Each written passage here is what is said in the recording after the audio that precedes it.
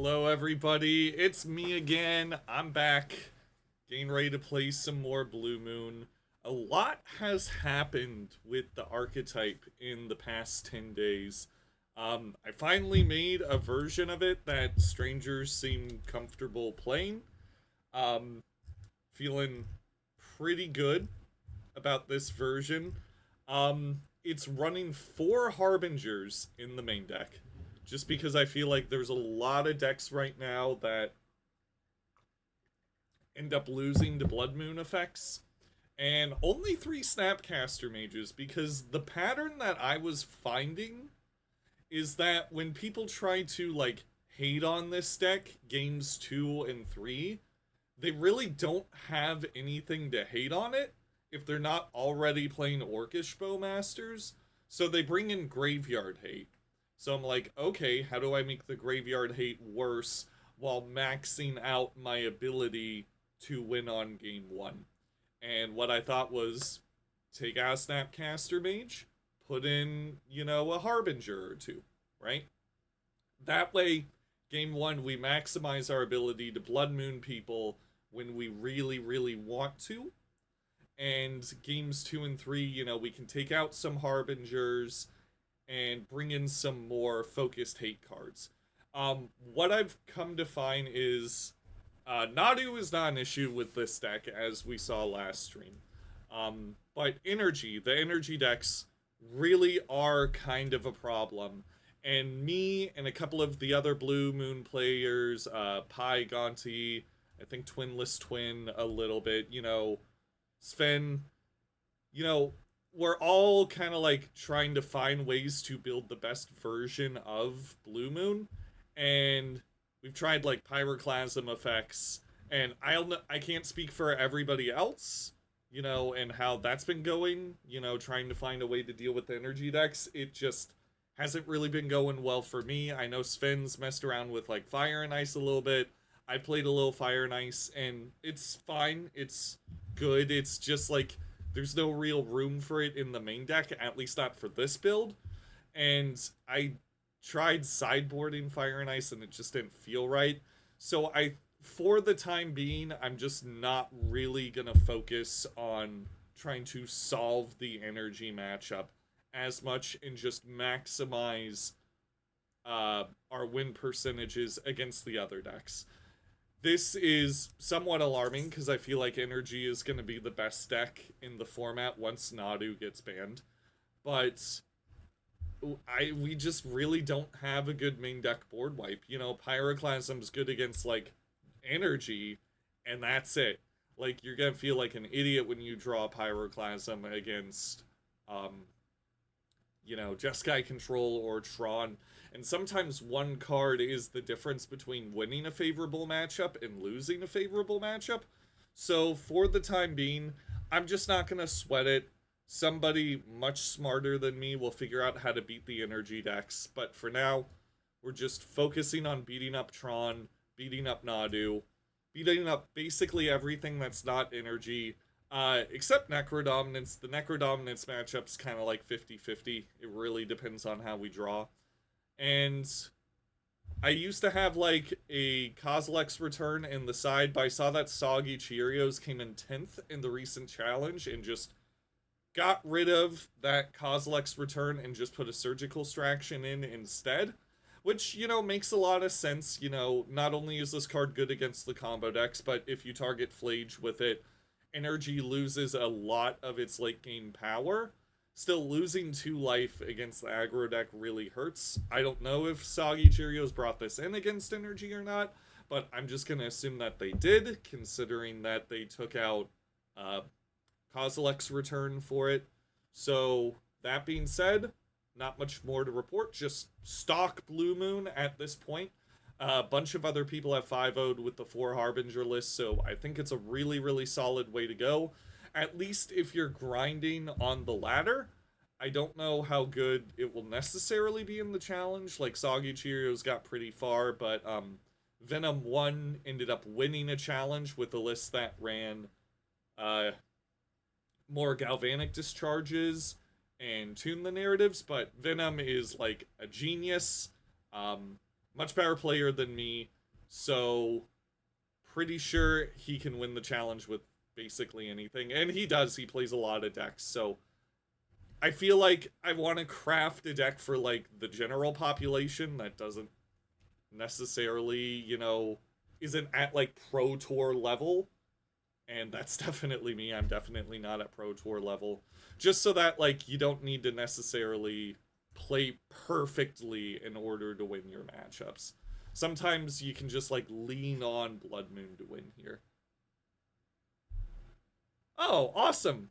That makes me happy to hear, Satoros. I've been really, really liking this build. You get a lot of people with Harbingers. And with that, let's just get in there. Currently, I'm second on the leaderboard, 1 trophy away from getting back to first. I've had to do a lot of stuff in my personal life, so I haven't been playing as much as I should. Well, should, right? I haven't been playing as much as I would need to in order to be first in the trophy race again. But, maybe we get trophy 18 today. I'm going to play very slow, very meticulously. I do apologize if that doesn't necessarily make for entertaining content, but I think that if I want to get to first, I basically can't afford to make any mistakes when I play, right? So we're just going to be taking it nice and easy this stream. Because there definitely is a scramble. This guy, Tentacle Fan, has been absolutely cruising up the leaderboard with the energy decks. I think Jarvis is also playing energy. I could be wrong. I know Jarvis was playing Through the Breach for a little bit based on the Goldfish data. But yeah, we definitely, I think out of all the people grinding for the trophy race, we definitely are playing the most off-meta deck. I still don't think Blue Moon's really been figured out. I know I called the list like stock Blue Moon, but this is like the closest I feel towards being like comfortable with it. Okay. Let's see. Well, if we didn't have a fetch land, there might be an argument for shipping this back, but with the fetch land, I'm gonna keep and hopefully surveil into a third land. Are you drinking the Asterix potion? I don't know what that is. I don't know what that is. Is that a reference to some sort of video game I'm not aware of? I'm just drinking ice water. Because if I don't keep myself cool while I'm streaming, I definitely start playing worse the deeper we go into the league. And this stupid green screen behind me blocks out all the coolness in my Florida home. Oh, okay. Sorry, I wasn't familiar. Okay, let's Thundering Falls. I'm definitely surveilling that Snapcaster. That's another reason. Snapcaster is probably the best it's ever been, but you can kind of like flood out on them in the early game. Typically, you only need to cast like maybe 2 Snapcaster mages to like really lock a game up in the late game, so don't really like drawing them early on. Don't know what my opponent's playing.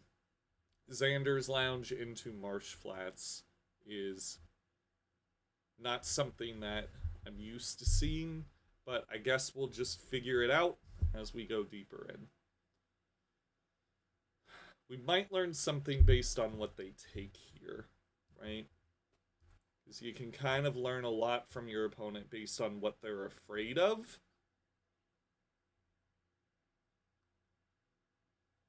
Okay, Subtlety tells me they're trying to resolve some sort of big threat, right? Maybe like a Teferi? This could be... No, it's not Creativity, because they play Godless Shrine. There's Orcish Bowmasters they exiled. Okay, so there's some sort of Grief Scam variant. They're going to take the Lightning Bolt first and then Snapcaster Mage. That way we're forced to Flame of Anor, Grief. And they're doing that so that they can resolve something scary next turn, right? That's more or less what they're thinking. Yep, there's Not Dead after all. So, Harbinger would, of course, be a fantastic draw here. Because then we can just lock them out. We don't have any way to deal with the Grief if we do that, though. Because we don't have a red source. Okay, they take Flame. That's interesting. And 2 Spell Snares. Well, they're gonna play around the first one because they know we have it. So I think what I'm doing is I'm just gonna get hit by the Grief here. And then I'm gonna Snapcaster Bolt Grief on the instep. Just in case they have, like, something they want to play that costs 2. They could just play another Bowmasters here, but, like, I realistically think that we can beat a Bowmasters.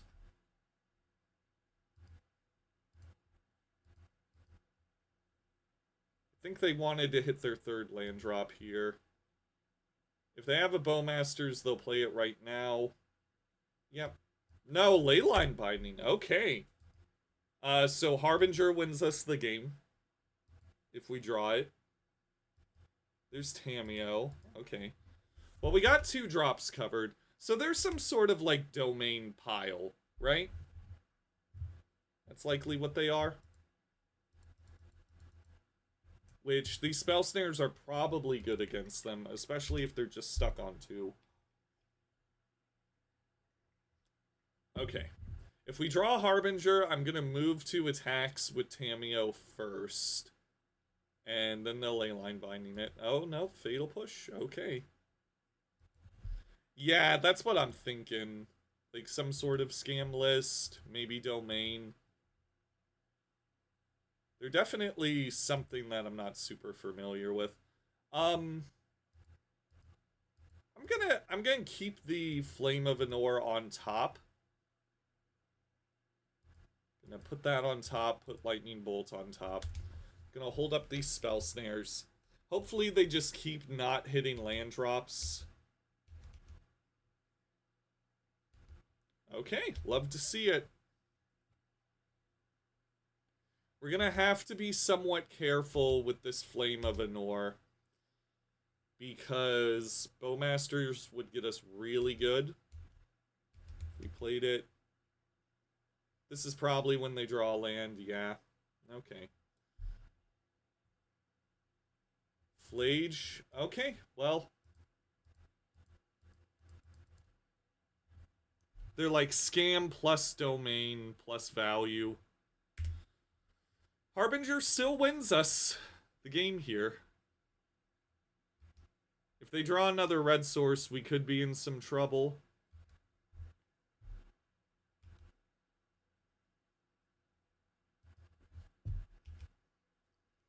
Well, yeah, if they get fetch land, red source, we're gonna be forced to use these 2 burn spells, but then they're tapped out again.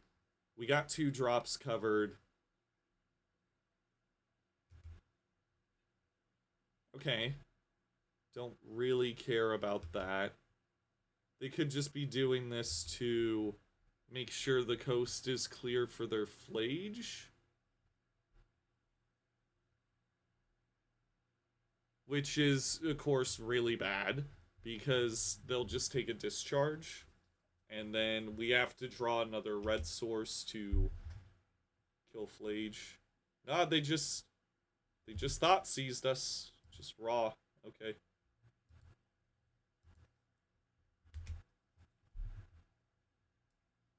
Man, this is not going great for us. Oh yeah, no, they probably have Solitudes, given all the white cards they've played. Okay, now we need to find something to kill Flage, otherwise we lose. Really stinks we just didn't draw Harbinger this game.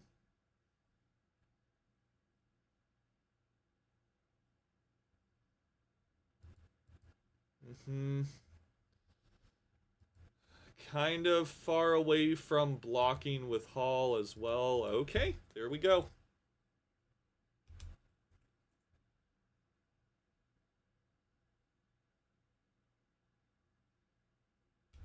Very weird game. But again, this is just a classic example of deck that just loses to top decked Harbinger, right?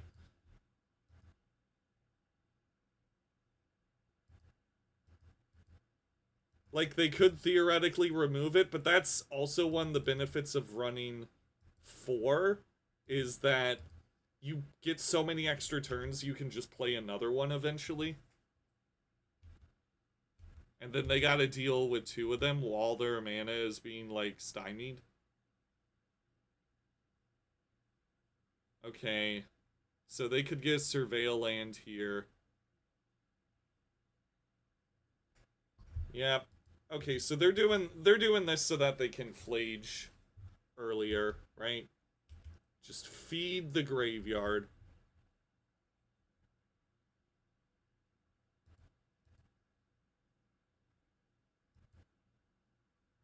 Okay. Sure. I'm not going to play this, even though it would turn on our Hall, because they're going to just cast Flage next turn. And I feel like this Sink in the Stupor is gonna help us win, right? They put Kavu in the graveyard. So definitely bringing in the Surgical against them here. Feel like main deck wise we're pretty set.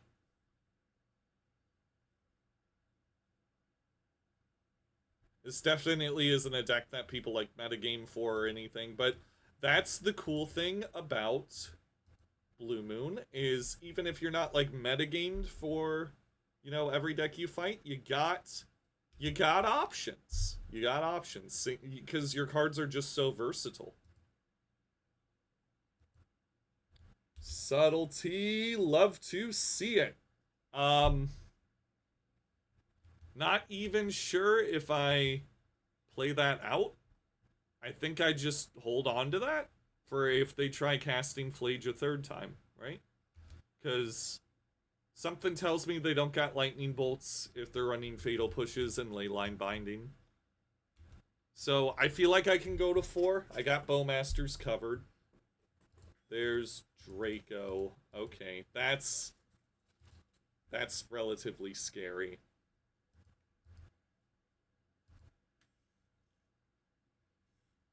They put Draco on top. Lands here would be good. Harbinger would obviously be the best draw. Another Subtlety is fine, though. And this is when we just start time walking them.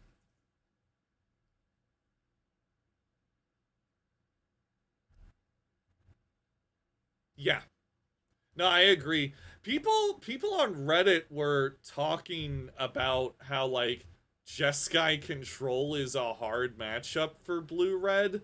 And I'm like, I don't know how y'all are playing it, but that matchup is a buy between, like, all of our invert polarities and just, like, okay, you're not doing anything, end step, draw 2 with Flame of Anor. Like, I don't know how people are playing it, but feels very good to me.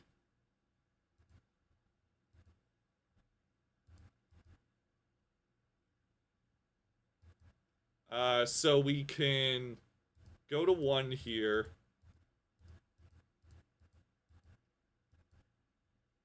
Which means we would die to Bowmasters. I'm just gonna swing for 10.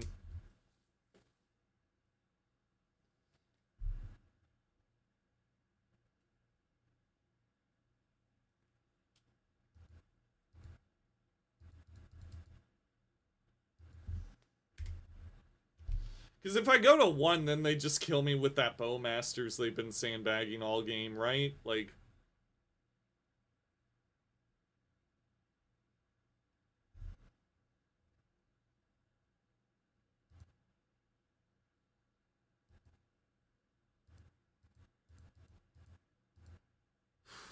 Actually, let me think. They got Bowmasters, like, clearly, right? Or maybe they just had that Kavu. Because they didn't discard here. They didn't discard, which tells me that, like, there's something up with what they're playing.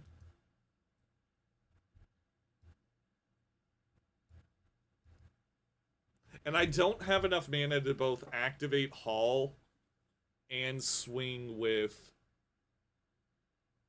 And swing with the... Well, activate Hall and then, like, play Tamiyo as a blocker. Yeah, they could have removal. They could have any number of things. Bowmasters is the scariest because then they just, like, generate blockers and, like, kind of put us in a scary position where we gotta make some not good blocks. I think I'm playing the Tamiyo and just holding up Spell Snare. Because they don't have good attacks unless they have a piece of removal. And I feel like our top decks are just better.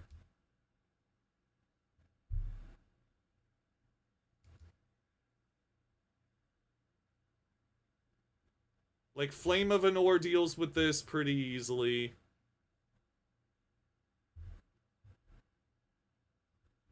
Okay. So they definitely have removal.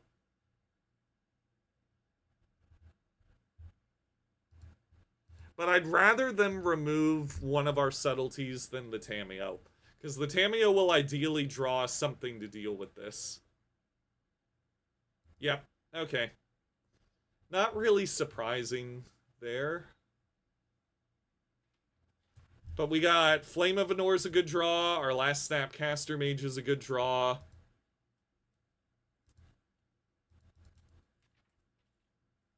We have to draw something to deal with this, though. Grief. Okay. Now we basically have to draw Flame. It's a good thing we didn't attack with Hall, because that really wouldn't have done anything. Because now they have enough blockers where, like, we just wouldn't be able to win.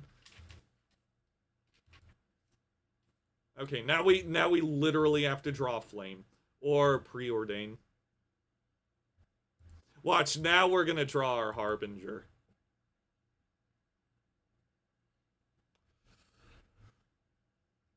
Cool, we lose because we drew the counter spell after they already resolved all their threats. That's a bummer. Okay. Maybe we should have been more aggressive there? I don't know. They would have gone to 5? They would have gone to 5. The Grief had lifelink. Yeah, I don't know. Flage got us down so low we really couldn't afford to be aggressive, which I guess is kind of the whole point. The one saving grace of that match is they didn't see our Harbingers.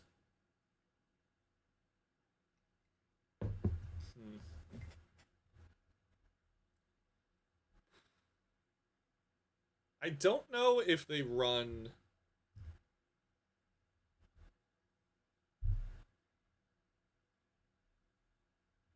Spell Snare's the best one. Like, I've been grinding a lot. When it comes to Stern Scolding or Spell Pierce, Spell Snare's just the best one because, like, Energy runs, like, mostly 2 drops. Even Eldrazi Tron runs, like, the Mana Rocks. It's just good in literally every matchup. Whereas Stern Scolding and Spell Pierce are just too high variance, right? Like, it's the same reason we don't run Pyroclasm in the main deck, because, you know, there's just some matchups where it's absolutely horrible, but the curves are so low that Spell Snare is always good. Like, it was awkward that game, but that's only because they, like, thought seized us, right? Like, that game was less about, like, Spell Snare being bad and more like Grief being really good, right? Or at least that's how I view it. Because I'm thinking of, like, even bringing in the, like, third one here. Let me think. They have so many, like, powerful cards that invert polarity just seems like the nuts. And they have a lot of removals, so I feel like going down to Tamiyo is probably fine. I don't want to go down Harbingers. I'll go down to Preordain, and I'll stick with 2 Spell Snares. Actually, yeah. Because, like we saw there, they can play around Spell Snare fairly easily. I could bring in the Stern Scoldings just for Grief, but I really don't feel like that. Yeah, but, like, I'd bring in Dress Down against, like, a regular version of this deck, right? That was just not poking at our hand.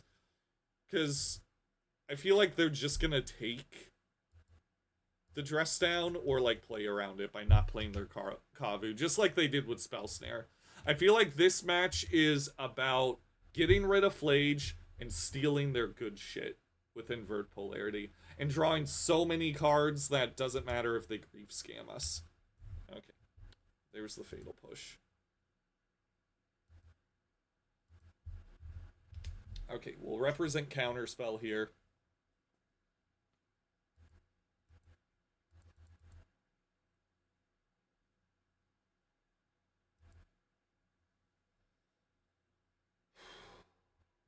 Let's see if they go hard.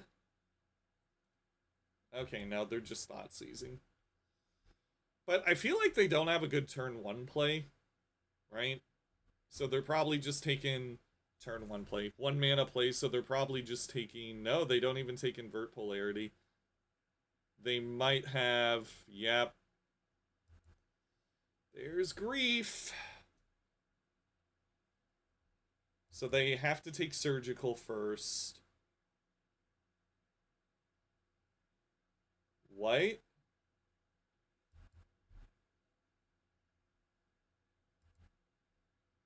But we can Surgical it. Why? Okay, so they're just bad, right? Because now we get to look at their hand and prevent Not Dead After All from coming back. And see... Okay, so they run Leyline at the Guild Pact. That makes sense, you can pitch it to Grief. And other than that, they're just a good stuff deck.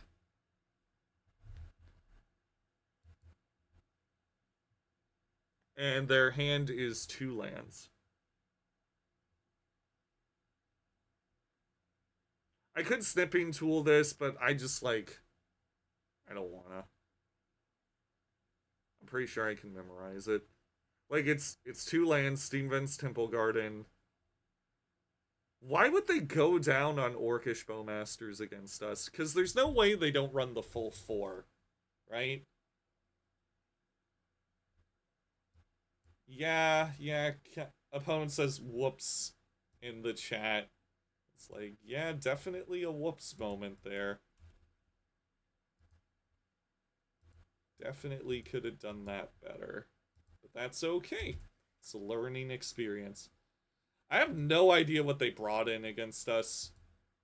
But it doesn't matter, because we drew Harbinger, so we win.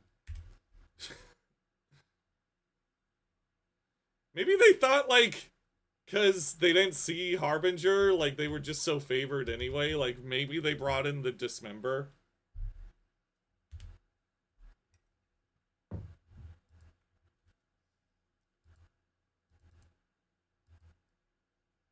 Would have been nice to fetch a mountain, but they're so low on life, I don't think it's gonna matter. I didn't see a lot of basics in their list. Surgical was really good there. Is this what the Thoughtseize players feel like?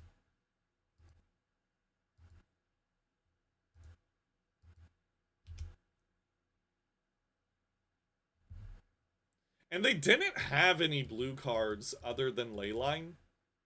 So they're not even going to be able to do anything here, I don't think. Yeah. So they drew Draco, realized they couldn't play it, and then conceded. Okay, so looking more at their list now. Mystical Dispute's bad. Surgical felt excellent there. They run so much removal. And their 2-drops weren't that great. They had like Kabu and like 2 Bowmasters, right? I could theoretically bring in... If they got Leyline Draco, we're cooked. No, we got 4 Subtleties and Counter Magic. I was actually just about to talk about that. We could bring in Consigned Memory to deal with grief triggers and like Not Dead After All triggers, and also Flage triggers, and most importantly, Scion of Draco. But I don't know what we actually like take out for that. And I don't know how many we actually like bring in.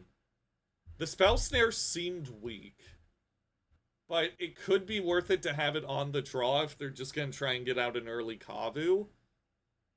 Or we could look like absolute fools for keeping it in. So I'm going to go 1 and 1 here.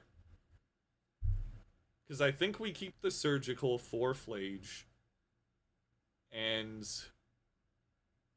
maybe our hand will just be so good that even if they grief scam us, we'll have too much good stuff to stop them. That could work, because, like, if our hand's, like, Removal Spell, Snapcaster, Surgical, and they grief scam us, and we can cast the Snapcaster, like, what do they even do? And, because I don't want to go too hard on Consigned to Memory. And other than that, I think we're set.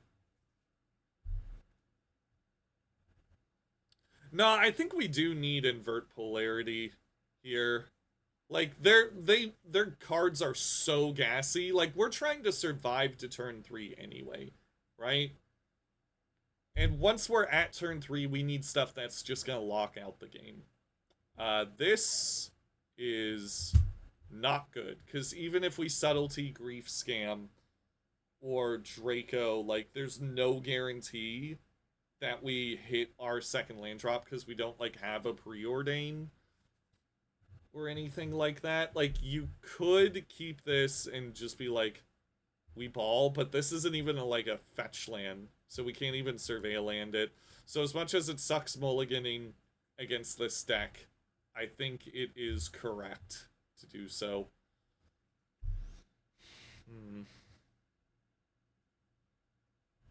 Okay, so I am gonna keep this.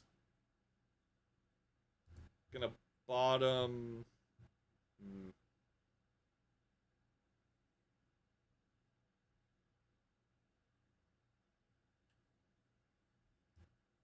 Yeah, I'm gonna bottom the invert.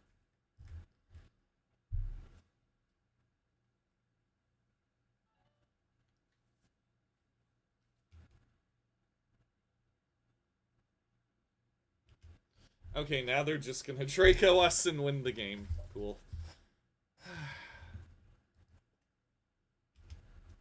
It's not impossible for us to win after they resolve a Draco, because they don't run counter magic, and we could theoretically bounce the Leyline and then kill the Draco afterwards. But if they play a Draco here, we're done. I don't think you jinxed it. I'm not superstitious anyway.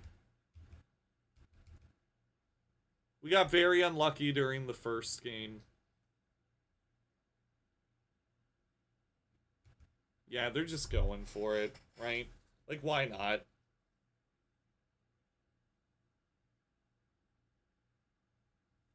Kavu is beatable. Wish we had that spell snare. uh, okay, and that's how you beat the Kavu. This is gonna hurt, but at least I would rather them play this than a Draco. And they don't have counter magic. They do have the Thought Seizes and stuff like that. They might discard something that they have multiples of in their hand with Surgical, which would be really funny. Don't have to worry about Stubborn Denial here, though. Okay, they discard a card, then draw a card. Please discard Flage. Arid Mesa. Boo! Okay.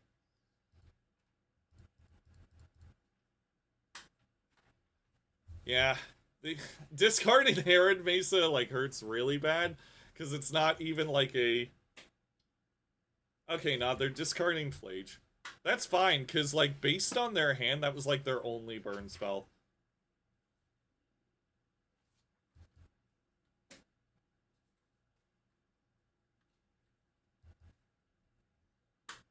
Okay, I'm doing this now, so I can see if I want to go, like, Snapcaster Mage Flame of Anor, right? Yeah, I definitely do. Because they can Grief Scam, potentially, if they draw a Black Source, but I have so much good stuff that it doesn't matter. Okay, so we gotta hope they don't draw Draco. If they do draw Draco, we could still theoretically draw a Subtlety, but they can't do anything to punish us here, which is awesome. So I'm gonna go Snapcaster Mage. No point in Surgicaling again. Don't want to lose the life. And I'm gonna get a Mountain here. Ooh, or do I? I don't think I get the Mountain. I don't think I do. I don't want to go to 8. Because if they Grief Scam, then we'd go to 0 instead of 1 if they hit us twice with it. And we drew the Subtlety. Gamer time.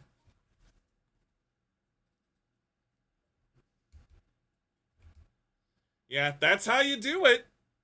Surgical was really good there.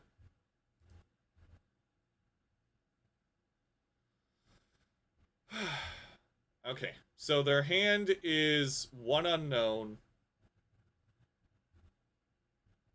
Right? Oh no, their hand is Wooded Foothills, not dead after all. So we just do that here.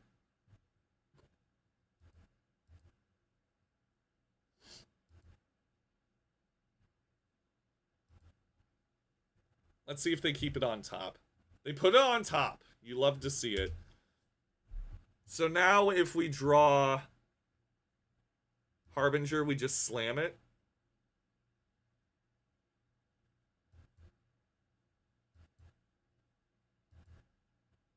We didn't draw Harbinger. We know they're drawing Grief, so we can counter the Grief next turn.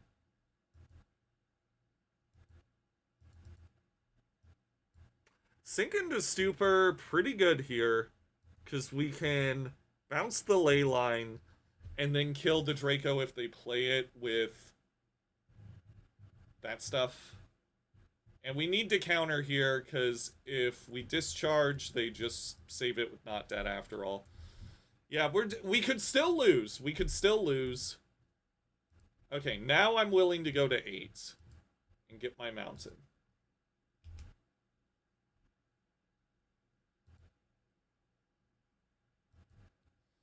Okay, well, the thing is, like, Hall is so good that I don't even super mind drawing lands as long as they also draw lands. And they can't flee us anymore. That's just not a thing that's happening. They put a Verena of Glory into the graveyard. Okay. So their hand's not dead after all, and one more card. Oh, is it Bowmasters? Please tell me it's not Bowmasters. Please let this be a normal field trip. Okay, Odawara.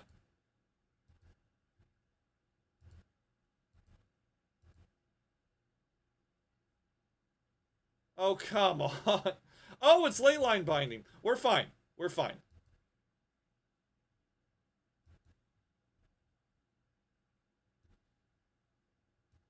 Uh, hmm.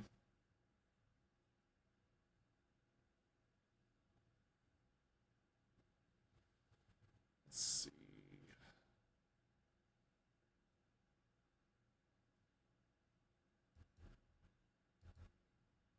I think we're on the Hall game plan.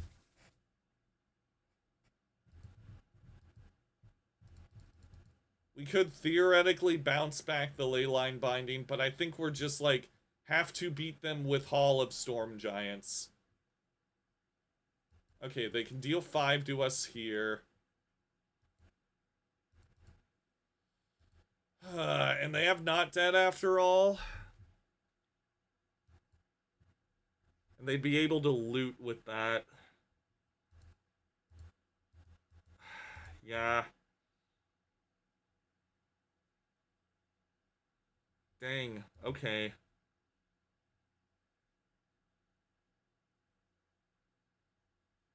Gosh, what do we do here?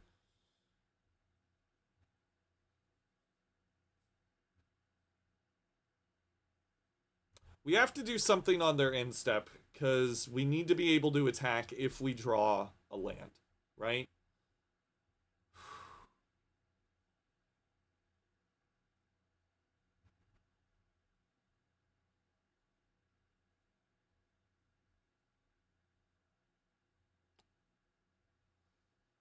And this Kavu basically has, you know, it can die once and come back as a 6/6.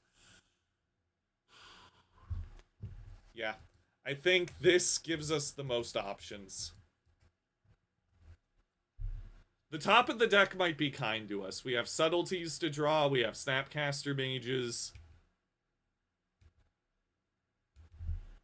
Okay. So this is what we're doing. Now if we draw Lightning Bolt, we win.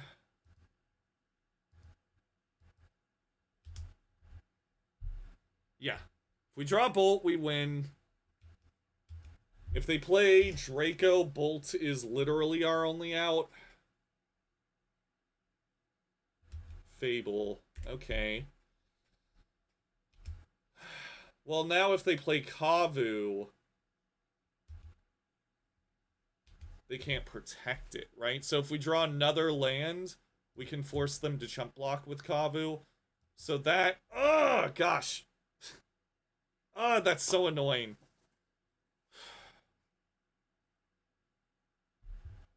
But...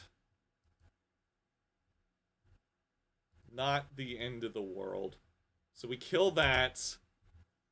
If they attack with it, they will be incentivized to play a creature, right? They don't have burn anymore because they got rid of Flage.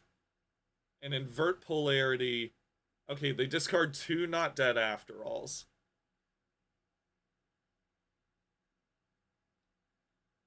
We have to counter whatever creature they end up playing.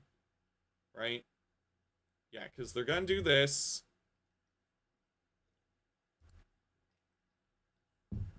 Thoughtseize. That's funny.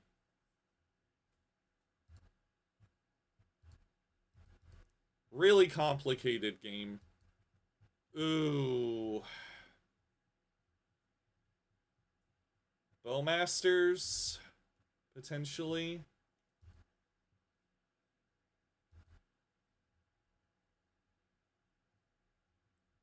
Potentially Bowmasters.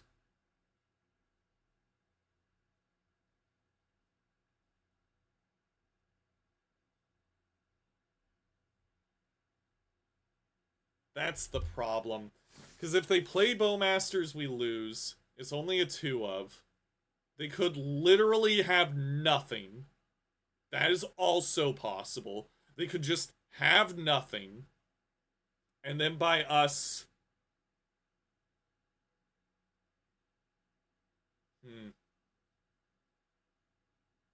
Yeah, they could literally have nothing.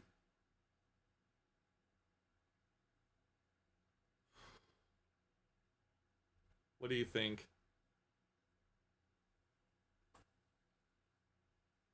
We're to have nothing in attack post discarding, right? No, because they could be playing around counter magic. Like, that's the really tricky part, right? Because we didn't do anything last turn. Other than just bolt their thing. So we're, like, clearly representing a counter spell. Okay, here's... Honestly, real talk. Real talk. We don't lose anything by, like, not attacking. Right? They could have removal. Yeah, they could have, like, Fatal Push. Because, yeah, Fatal Push, they'd be able to, Dismember wouldn't do it. Fatal Push, they'd be able to...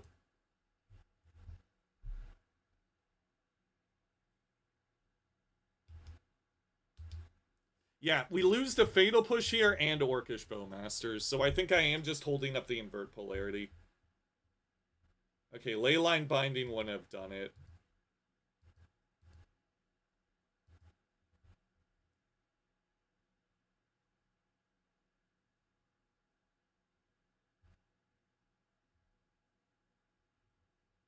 Can we win this flip?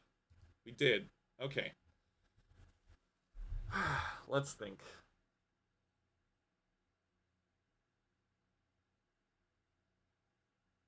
Could exile their Leyline Binding, get back Snapcaster Mage with Flame of Anor, but then we lose to the Bowmasters if they have that.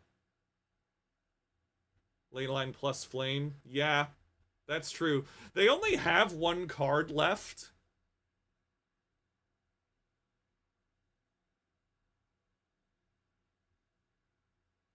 The Fable transforming is what you lose by not going for it, right? Can we just do 5? We could. Question is, how greedy do we want to be? We could just do 5.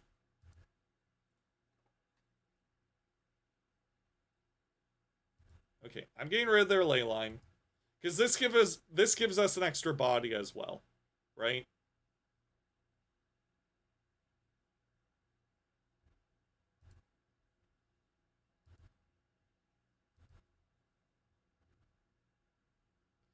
Now the question is, do we draw to...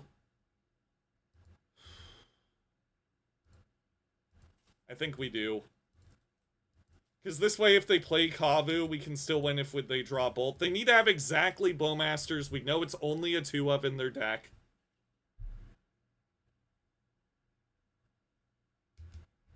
This flips Tamio, which is not great. I'd rather have her as a blocker. They didn't have Bowmasters. Okay.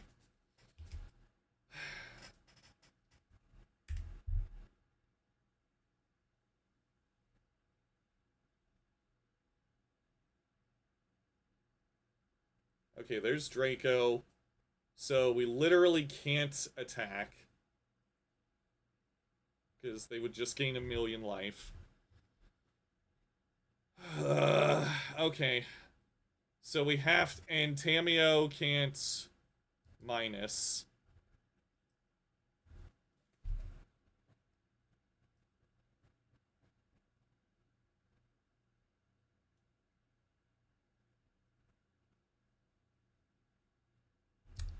That's so annoying.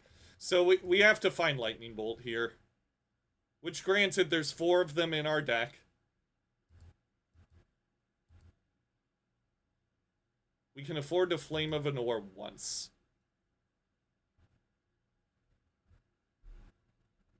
Yeah, Hall was lethal, but they also have Orcish Bowmasters and Fatal Push in their deck.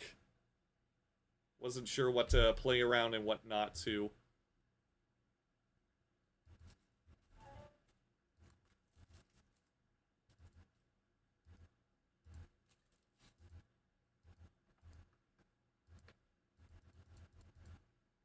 Maybe we should just attacked with the Hall. There was no way to know.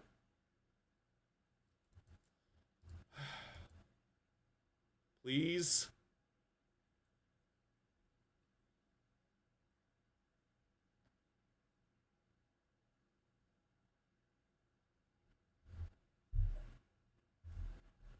Come on, opponent. I know you don't have life gain. I know you don't have, like, a fight spell.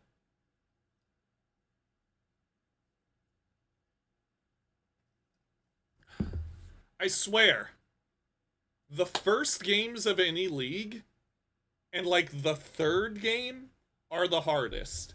It's not even the final game. Because by the final game, you're already, like, in the zone, right? By the final game, you're already in the zone. You're already gonna 5-0. Third game is when Moto is just like, here's your worst matchup. You know, you're getting in the groove. And, like, the first game's the hardest because it's like, well, you know, you've already lost. You want to just drop this league so you can get that trophy, right? If you can survive game 1 and game 3 of a league, you're gonna 5-0. At least in my experience. So that is, like, first challenge done, in my opinion. If there's any other Moto Grimers, well, Martinez is here, so I'm pretty sure he grinds. Or they grind. I'm not sure what your pronouns are, Martinez, so I apologize, but I'm pretty sure I've seen you in the 5-0 dumps. I could be wrong. But, like, that's been my experience grinding. Is, like, first match and third match are, like, the hardest. Yeah, that was tough. That was honestly tough. I feel like we lose to more cards than we win against in that spot. It helped that we won the flip off invert polarity, right? But that's why I like bringing those cards in. Oh, right. Okay, but I do remember you being in there. I do remember you grinding. So, yes. I definitely need to get some more water. So I'm gonna be right back, everybody.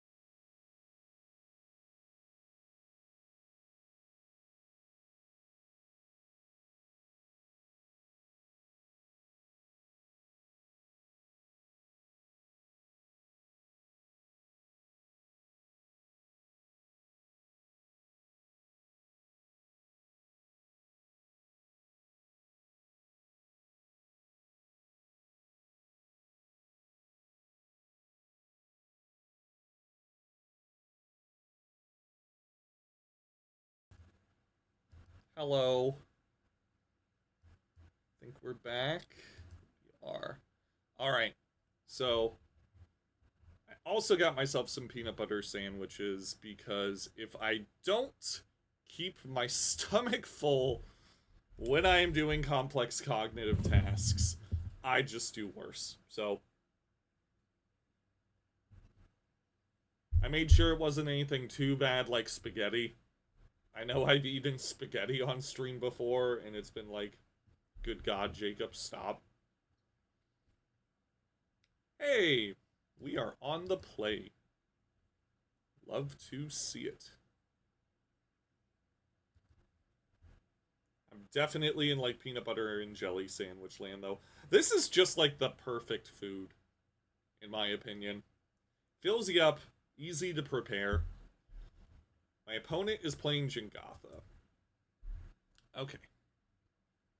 So there is a chance it could be energy, but Jingatha is just so ubiquitous. This basically tells me nothing except it's probably either a creature-based deck that's going to beat us up really quick, or B, Storm. And Storm is so easy to beat, I'm not even that worried. So I'm going to keep this, because it's a good hand regardless. And I'm just going to spend my turn preordaining.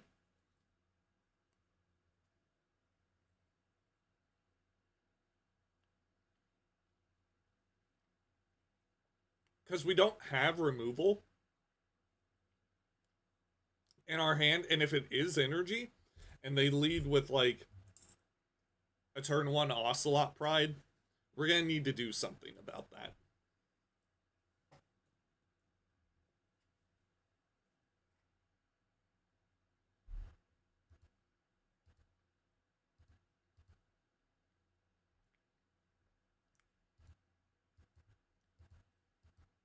Not keeping the Tameo. Sorry, Tameo. You are not what we're looking for. And we didn't draw the removal, but we are one step closer towards it. Okay, Guide of Souls, I am infinitely less scared of than Ocelot Pride on turn 1. Because we got the counter magic to, like, bridge us into turn 3.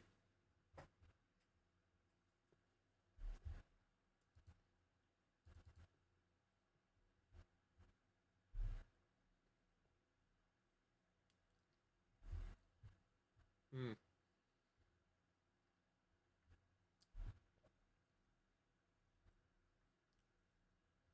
So this gives them 1 energy. That's bait, right? That's, like, obviously bait.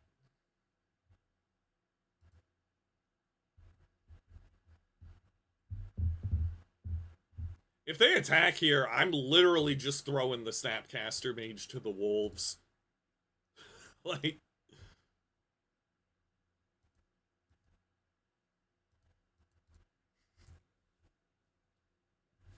go, Ambush Viper! Get him!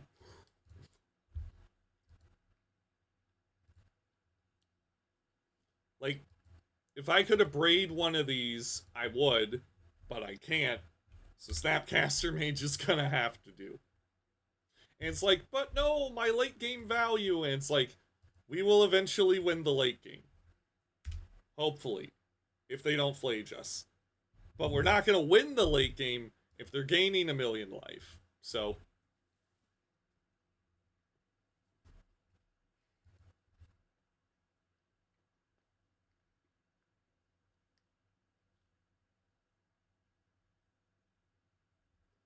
Oh, man.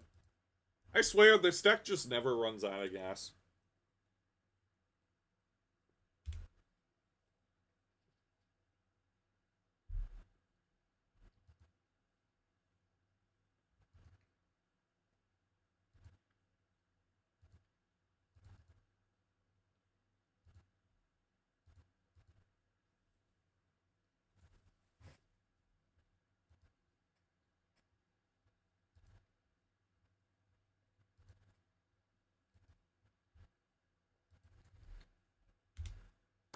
And we even drew a second one.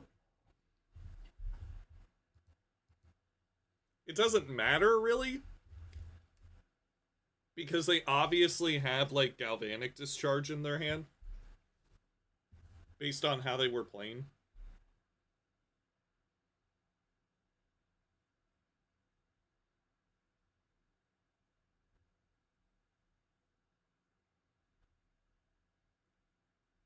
Okay, there's Amped Raptor. I am going to counter that. And they're probably going to turn this into a Flying Man. Because they're going to discharge Snapcaster Mage. Because all the energy players I've played against have learned, like, yes, you kill the wizard. Right? Oh, they have Lightning Bolt. That's so good for us. That's so much worse than Discharge at this point. Not in our deck, because, like, we can Bolt Snap Bolt people into the dirt. But, like, in their deck, Bolt's so much worse when you're facing down Snapcaster. Okay, so this is pretty easy. We play Harbinger. We play our Thundering Falls, so it comes in untapped. And now we have protection from, what's it called? From the prison card. Yeah, Static Prison. And now they don't have good attacks. Moto is freaking out because it can't believe how good that play was.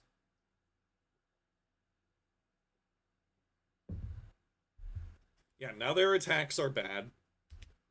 Let's see if they remember they have a companion. They forget they have a companion.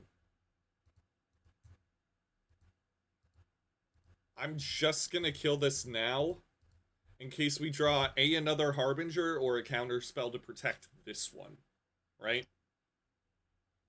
We drew another Harbinger, and this is why I like running 4. See, like, I specifically have the 2 I'd normally run main deck be foil, and the 2 I would normally just not be running unless they're in the sideboard non-foil, so I can, like, keep track of how much it comes up that, like, no, the second Harbinger really does, like, close down the game. Like, this energy is our worst matchup. If we steal game 1 from them, like, this run is, like, actually alive. Because now even if they Static Prison, okay, now they remember they have Jingatha.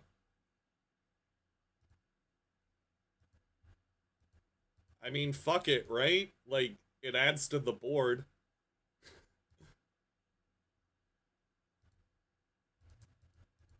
Man, I love this card.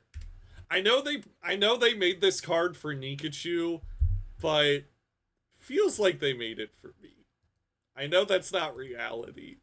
I know they're like, this will be the Merfolk support card. It's like, I don't care.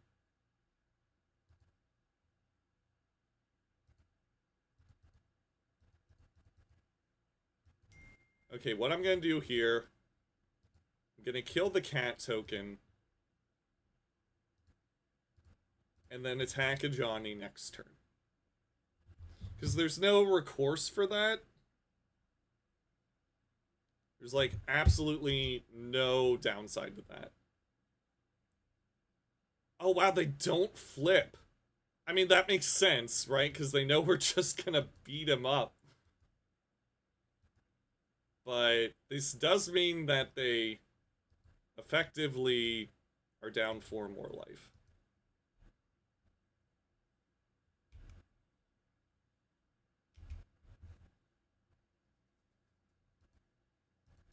Maybe they have another Johnny. Ocelot Pride. I'm just gonna kill this Ajani now. Because we might draw a counterspell off this flame.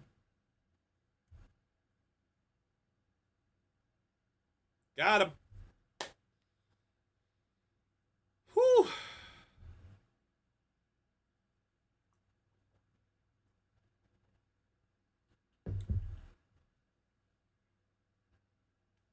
Yeah, no, the Ajani's is a May, if you can believe that. It's really nuts, but that's how it be. I doubt we're gonna get that lucky again. Like, I really, like, we got so lucky there. It was insane. We drew the Harbinger at the perfect time. They didn't have um, Discharge to kill Snapcaster. They had Lightning Bolt.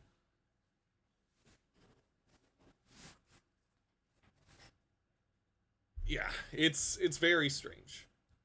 We're definitely bringing in Surgical to kill Flage. I used to bring in Unlicensed Hearst against them, but now that we have Surgical, I feel like that's just better because Hearst rarely ever gets in there because A, they have so many blockers.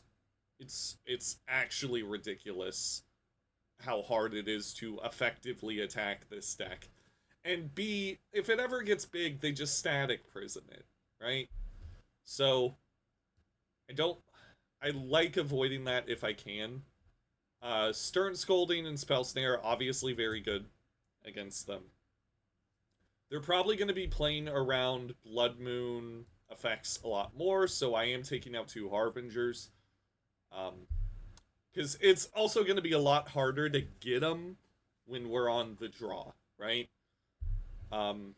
Dress Down, there's an argument for it. I feel like this is more a card we want on the play so that we can stop their nonsense from happening. I typically like taking out 2 Preordains when we're on the draw, especially if we're bringing in interaction. And I'll bring in 1 Invert Polarity over a Tamiyo. If we manage to Surgical the Flage, obviously the Invert Polarities get a lot worse. But you can also steal Fable of the Mirror Breaker. That is a thing you can do. And that card is very, very good against us. This hand's about as good as we're gonna get. Honestly. It's about as good as we can get versus energy on the draw. I'd be really happy if they don't play a cat turn 1, but... yeah. Okay. Got it. Man, I hate that card. At least with Ragavan, you can, like, kill it mid-combat. In, like, Ocelot Pride, you still can, right? Just doesn't feel as good to do that. I don't know. I think this card's probably better than Ragavan, at least based on what I was playing against. It's definitely better versus us. Gotta bolt the cat. Yeah, exactly. Hey, hey! Is that a gap in your pressure? I can exploit that. Theoretically. Theoretically, I can exploit that. We still have to hit our 3rd land. But no Amped Raptor there feels really nice. Really nice. Okay, there's a Johnny.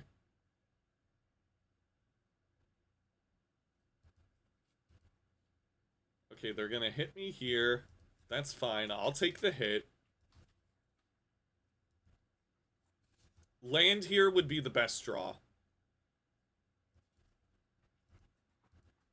Kill Guide of Souls. They got Arid Mace out, and they almost certainly have removal for Harbinger. We're not going to be stupid and play into it. I will be stupid and cast this Preordained. Please, when I open my eyes, let there be lands. There are no lands. There we go. Woohoo! And that, ladies and gents, is why you play Preordain over literally any other cantrip. Maybe if you have like 170 IQ and are like keeping track of literally every card in your deck, and like the spreadsheets are going off in your head. I am not smart enough to do that, so I play Preordain. They just concede. Why, though? Why, opponent? Your energy. You're never out of it. You're never completely out of it. You're like the second best deck in the format next to the deck they're gonna ban in like a week. Alright, I mean, I'll take it. I'm not complaining at all. Hopefully we can keep dodging it.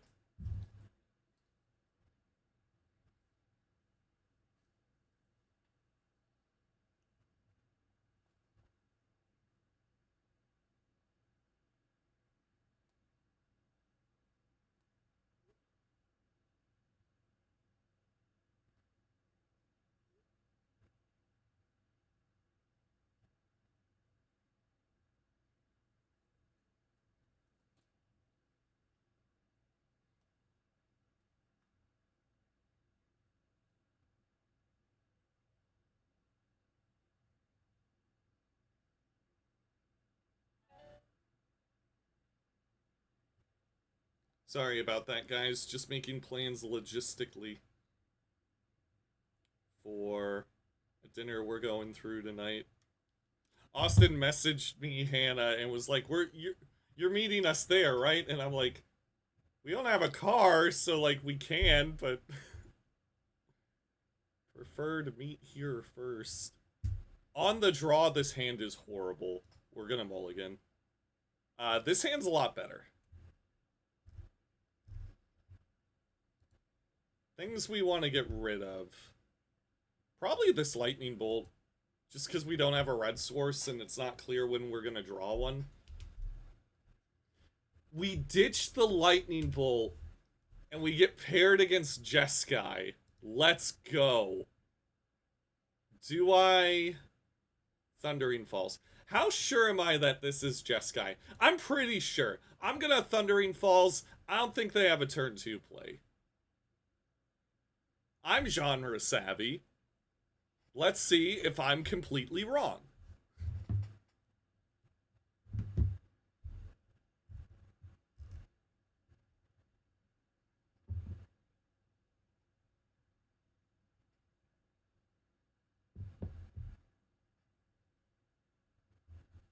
Hey, opponent.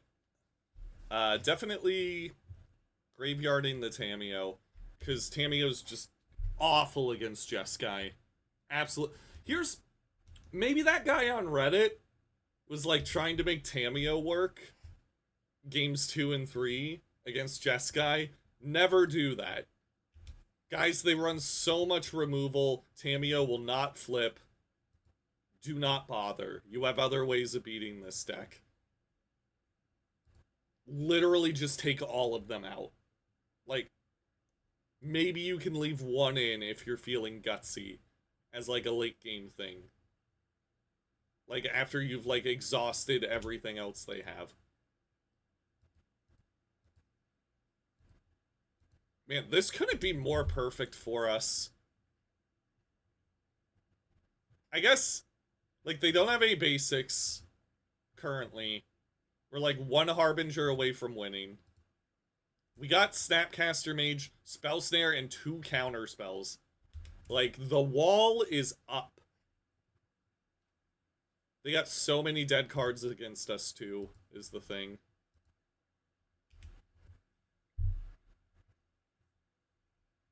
I think the thing I'd like to draw most at this stage, though, is an invert polarity. Just because I feel like we can realistically protect it at this point. I am just so lucky, guys. Like...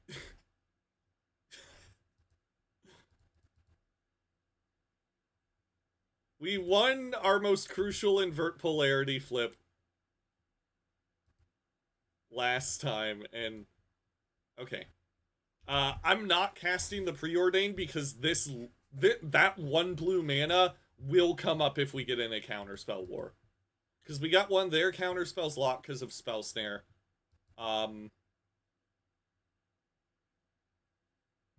They're probably like, what the heck? Why aren't they playing into my bullcrap? So they're gonna feel incentivized, especially if they miss their land drops like they just did. Like, they're gonna start feeling incentivized to cast their spells, right? So that they don't have to go to discard. Because if there's one thing Jeskai players hate, it's like not. Oh, this is our best matchup. If the field was like all Jeskai, I'd be so happy. Like, the only thing we're afraid of them doing here is invert polarity, and they don't even do it. Because they only have one of it. Right? Here's the sacrificial lamb. Please kill it.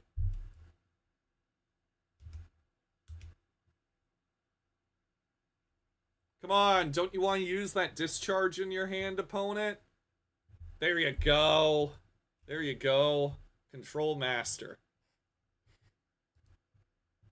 I kid. This person could be, like, legitimately good at the deck. It's just, like, I could play this match in my sleep at this point.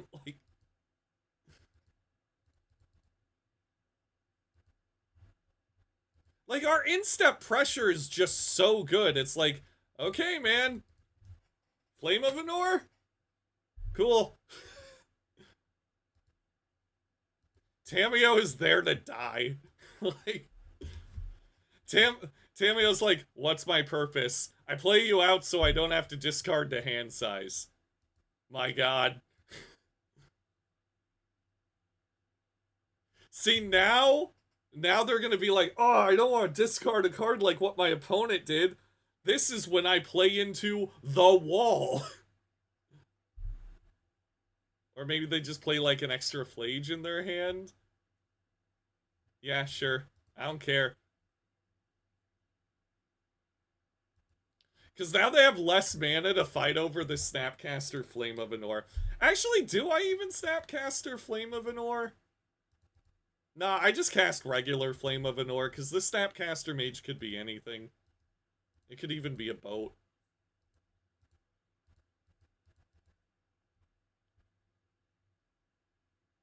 Like, I want to find that guy that said Jeskai's a hard matchup on Ren and be like, friend, here, I made this video. Please watch it. Holy crap, a land drop.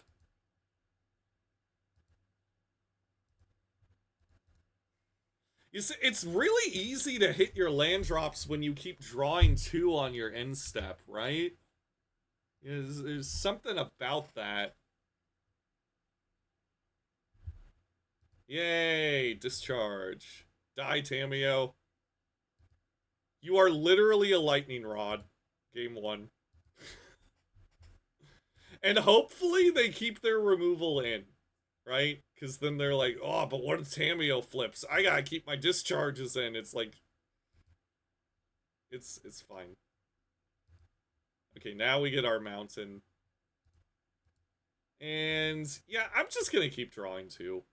I feel like we have enough counter magic. Dress down? You know what? No, I want to draw my 2. Thank you.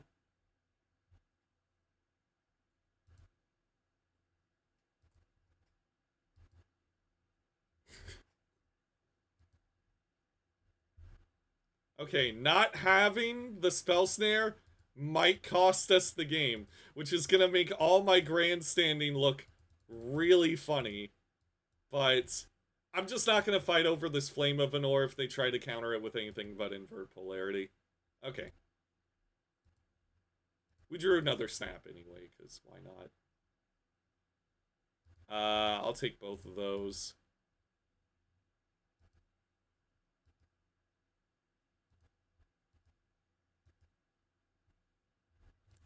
Okay, let's do some counting.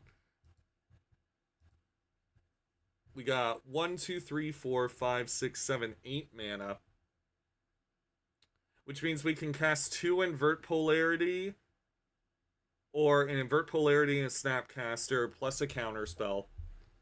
But we have the... I think I'm just discarding the preordain. How do they beat 7 counter spells? Right? How do they beat that? Well, they're gonna try. My hand is literally 7 counter spells, opponent. Okay, Teferi's a good way to start. Hey, thank you for the follow, Sidana. Thank you so much for the follow. What about time management in this matchup? When I'm playing alone, it is a lot easier to like not run out of time. During streaming, it's a lot harder. Are they? They're gonna subtlety their Teferi. Yeah. Yeah, you do that. I guess that's like remanding your own spell. What the fuck did I just witness? I am streaming again. I... That hurt my soul. What the fuck?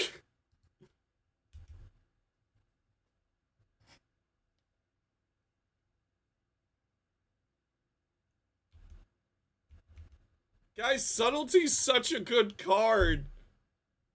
It should not be abused like that.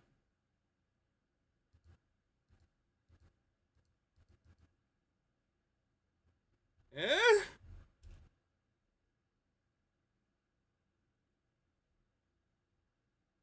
Here's another thing about, like, how we win these counter wars. Their mana base just isn't built for counter wars. It's just not. Look at this freaking Boros land, right? We streamlined for fighting on the stack. We were born on the stack. Thrived on it. Okay, we didn't win the flip. That's fine. 3D Squelton is sad. Boo-hoo.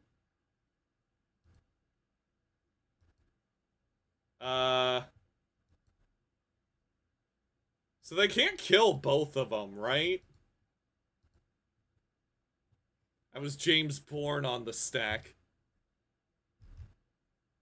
Yeah, like, everything points to this being, like, a great matchup.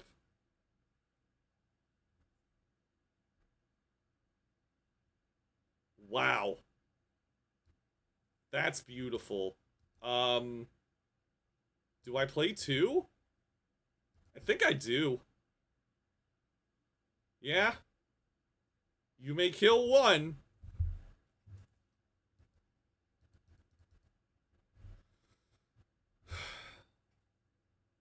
The One Ring. I mean, obviously they don't have a counter spell, otherwise they wouldn't have tapped their land this way.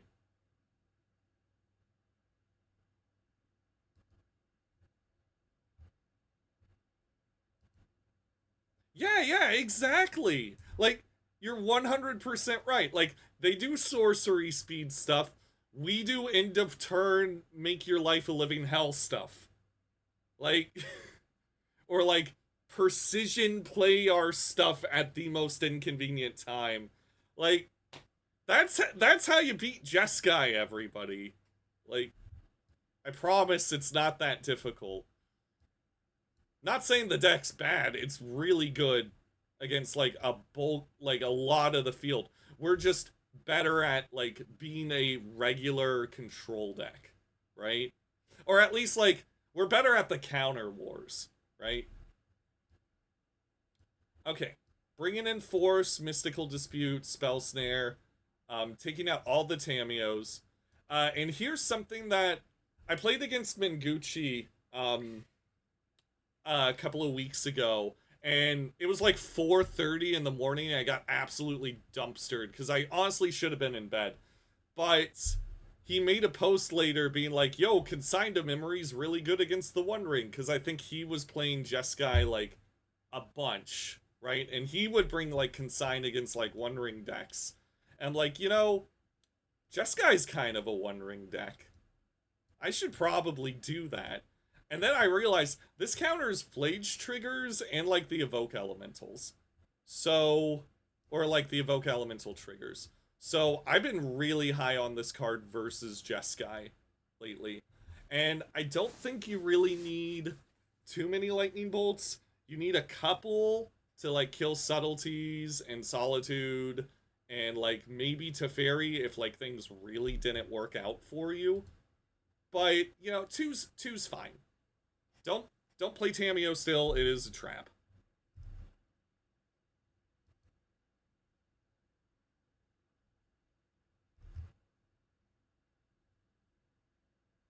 Oh yeah, no, like you have so many ways to win in this matchup. You don't need Tamio. Like Tamio's a card advantage card.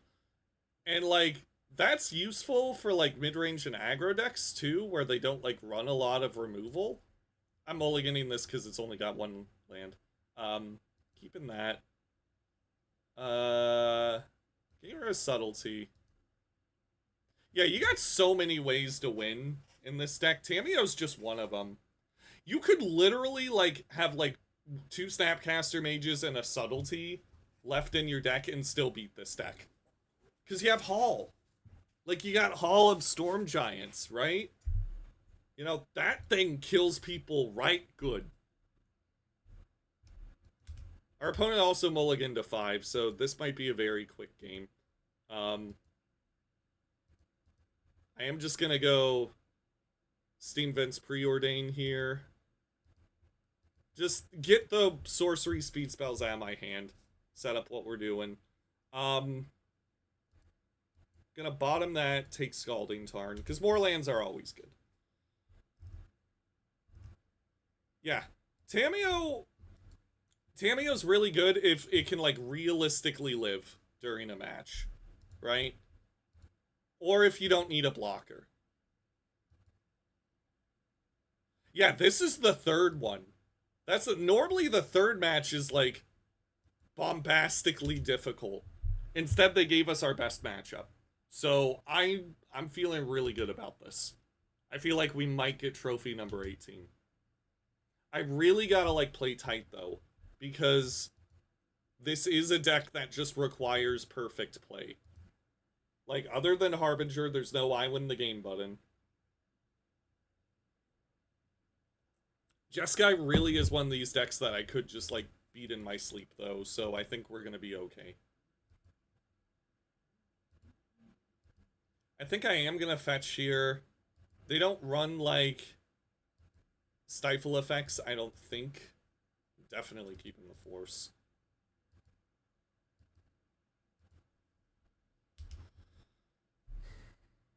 Do you have a trophy song you play if you get one? I don't. I just tell people to go wishlist the visual novel me and my wife made, because you guys think I like Magic. Nah, I like writing. I like making video games.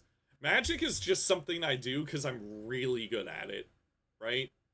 No, I'm not even like really good at it, right? Like I'm not pro level, but I'm definitely like abnormally decent at this game.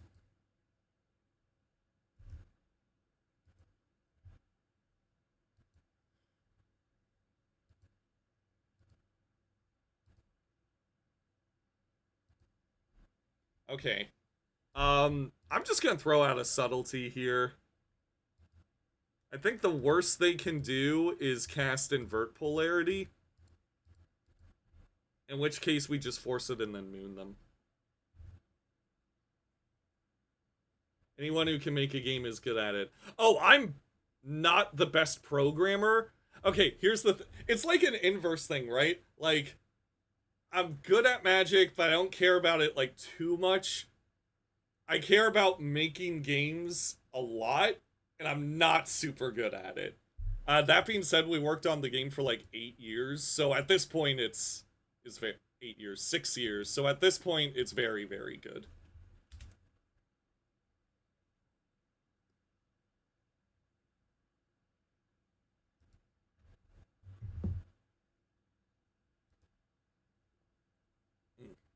Nah, I don't have a trophy song. I'm just like, hey guys, if I 5-0, you'll wishlist my game, right? Which, by the way, wishlisting doesn't mean you have to buy it. It just means that it tells Steam that people give a shit about the thing I'm working on. So they show it to people more, to the people who will hopefully buy it.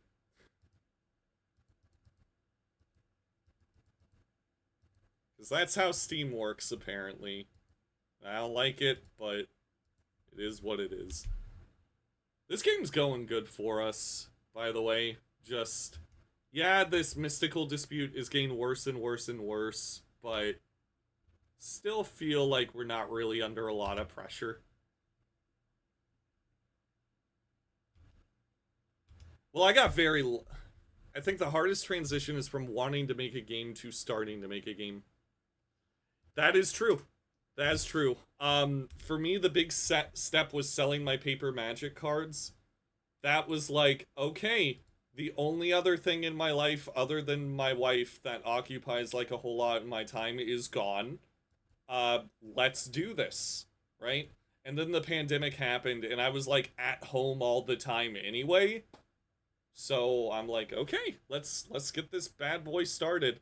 I'd say the second hardest part is keeping your scope small after you get started, because the way it like truly never ends is, yes, no, that's the thing. It's a psychological horror game that tricks you into thinking it's like an eroge, right? So like the first 20 minutes or so, like, oh, go hang out with all your cute friends, ooh la la, and then becomes a horror game, like somewhat similar to what DDLC does, but like twice the length and completely based off of my own life and just like the Florida experience, like what it's like to live in Florida. So if you enjoyed Doki Doki Literature Club at all, that game, along with a bunch of other games, huge influence. Yep. I've seen Slay the Princess. That game is excellently produced. Um, I think that I saw that studio just like start relatively small, release their first game, which just oozes with style, and then they finally got the attention they deserved with Slay the Princess. The voice acting in that game is incredible. The sense of dread is nice. It deserves the whole world. And I'm really happy it became popular because visual novels are fucking incredible and more people need to play them. Yes. Yeah. Oh yeah, no. I mean there's like a push and pull, right? Like you can't have production quality that good and be a super long game as a small studio, right? I wanted it to be a little bit longer too, but I'm also like, like these devs put like their guts into it, right? They definitely did everything they could with the resources they had, which granted were more than like the average indie developer's resources because they had money left over from their first game, at least I think. Um but yeah, I think it did a lot with the time that it had.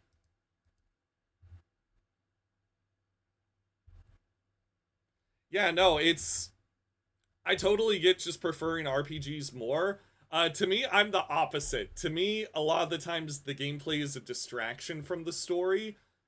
It's kind of like the Subspace Emissary and Brawl, right? Like, that mode is not fun to play, but I'm playing it more to, like, get to the story. With most video games, it's, like, similar for me, even if the gameplay's really good. Like, the reason I dropped Amori was because there was too big of a valley of gameplay between like the key story points that interested me.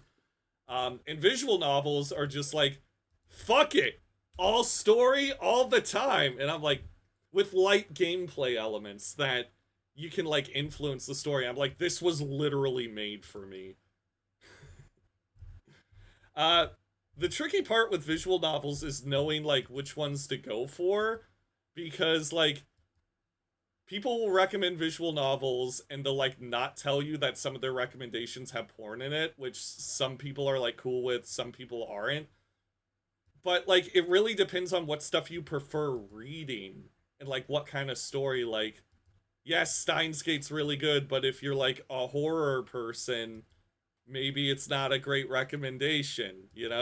Or it's like, if you like mysteries but are really squeamish about horror, Higarashi's not a great recommendation. So you have to like know the person you're talking to really well. Thank you for wish listing. I appreciate it. Even though there's like a year until it comes out, we still have the beta and like a prologue version of the game up on Steam if you want to like get a vibe for what the game is. No, visual novels aren't porn. There's some that have porn in it, the same like, movies, comic books. I'm pretty sure people have had sex during Avengers, you know, Marvel movies and stuff, but nobody talks about that. Um some of them have porn, some of them don't, just like any piece of media. Most of the ones out of Japan have porn in them. A big chunk of the ones that are made in America and like independently produced in America typically don't, right? Because it's like a full-on industry in Japan. And like a lot of times, even if the story doesn't necessarily need it, they're like, well, we need this game to sell, so we might as well make sure there's sex scenes in it, because then people will buy it. But in America, with like the indie visual novels, they like focus entirely on if it's relevant for the story or not. And a lot of the times it's not, so they don't include them. What a concept. um, I personally don't care either way, just because I've been exposed to that stuff in other pieces of media. So it's like I'm also like 31, right? It's like, oh no, boobies and a penis.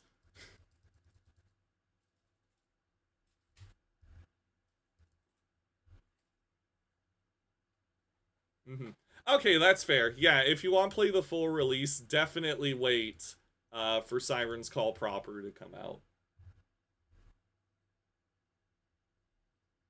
Like, I bring this up whenever anybody brings up like, don't visual aren't visual novels the porn games? I'm like, oh, you mean like Baldur's Gate 3? The game that won Game of the Year. That's the big thing. I hope I don't come across as like super defensive about this. I just think it's like an interesting double standard that like society has towards this genre. Okay, we're gonna mystical dispute this counterspell. See, Jeskai so easy to play against as blue red. I could like go on a rant about visual novels and why I love them so much, and still beat them. Let's see. They're gonna counter that. I think I think I will counter this.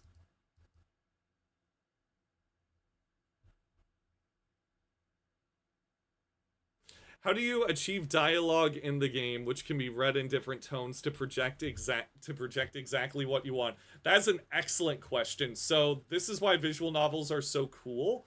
I use basically stage directions. Is the way. I have the characters change their expressions mid-sentence. I have them change their body poses like it's in a play almost. Um I pause the dialogue at certain times. Like if one of the characters is saying like, "Oh, you really think that's a good idea?" They'll be like, "You really think half second pause, that's a good idea?" Something like that, right? There's so much you can do in a game engine to like force the player to feel exactly what you want them to feel. It's so cool. Um you just have to think of it like a script writer is the thing. And I took a script writing class in college, but I've been writing fiction and poetry basically my entire life. So it was kind of like a nice one-to-one transition once I learned the engine. But some visual novels don't go that hard with their expressions, right? Um, Definitely countering this. Let's replicate 3 times, just to make it impossible for them to do that.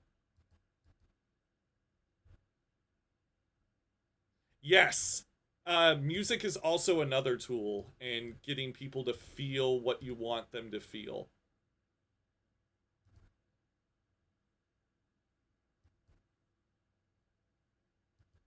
Yeah, expressions are definitely a big part of it. Um, it's really fun using expressions that like don't match the tone for the spooky shit too. Like, why is this character looking at me happy when they said some really out of pocket shit? That's probably my favorite thing about writing in Siren's Call anyway, is like it starts out so normal and like people are emoting the way that you expect them to based on what's being said, and then they start not doing that and you're like I'm in danger. And it's been really fun seeing people's reactions to that. My opponent has um cast 3 1 rings, and I don't think they're gonna win.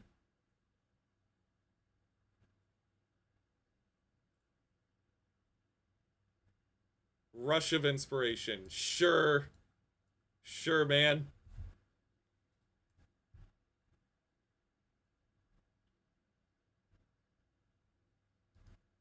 I guess if it's like with Netflix series and like blockbusters with Game of Thrones porn, extreme violence, stunning CGI and drama are accessories to make shit appealing to the big public and then maybe hide the lack of contents. Visual novels are instead more for people actively looking for that kind of product. The hardcore ones are for, yeah, the hardcore Eroge is definitely for the people looking for it, right? And that's the thing, because it's not like visual novels as a whole are for the ones people looking for it. It's like that subset is, right? And there's people who definitely like when it comes to like Game of Thrones and like other Netflix shows, they're like at the water cooler and it's like, yeah, then that guy got beheaded and then they fucked, and it's like not really too different, right?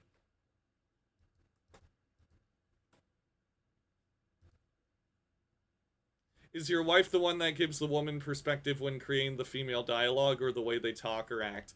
A big chunk of the time, I'd say like 90% of the time, yes. Mostly what she helped with, there's 2 characters in the game that are based off of my wife. There's Violet, and then there's Judith. And I consulted Hannah a lot for both of those characters, specifically Violet with her epilepsy, because I wanted to really make sure I didn't get that wrong. I shouldn't have attacked here, because it was obvious they had subtlety. Oh yeah, and the culture in Japan is like completely different too, is the thing. That's just my perspective on things as an American. Okay, definitely losing this game here. Sorry guys, I gotta lock in.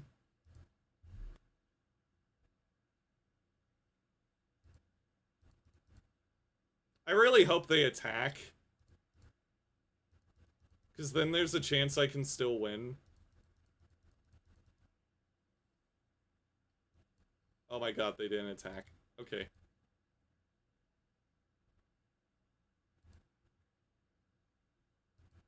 There's still a chance I can win this game, is the really funny part.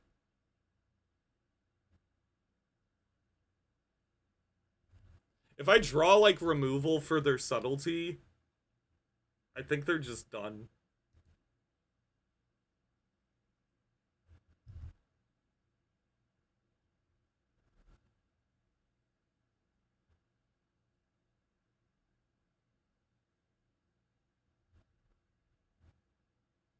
I can't ambush with Hall because subtlety has flying.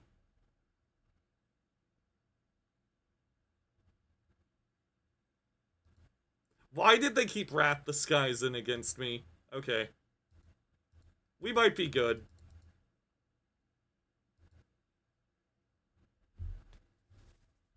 Unless they have another Force of Negation, which is possible, right?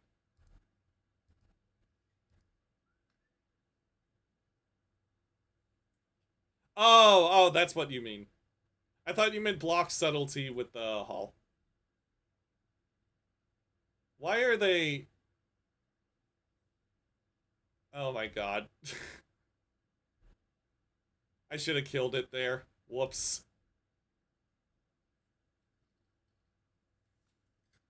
Wait, no, they still don't have enough, right? Yeah, because I'm pretty sure they're out of fetchables.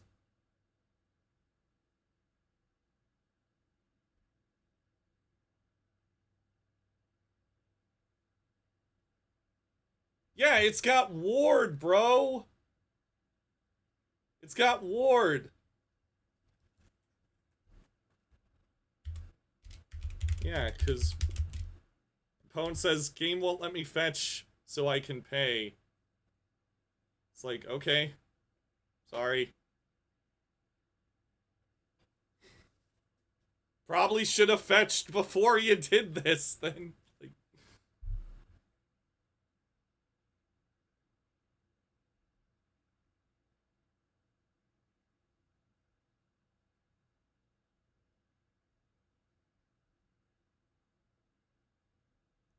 opponent says enjoy your free win. I'm really tempted to write I'm playing Jeskai, so I already am. I'm playing against opponent says enjoy your free win. It's like, dude, it was free the second we got matched up.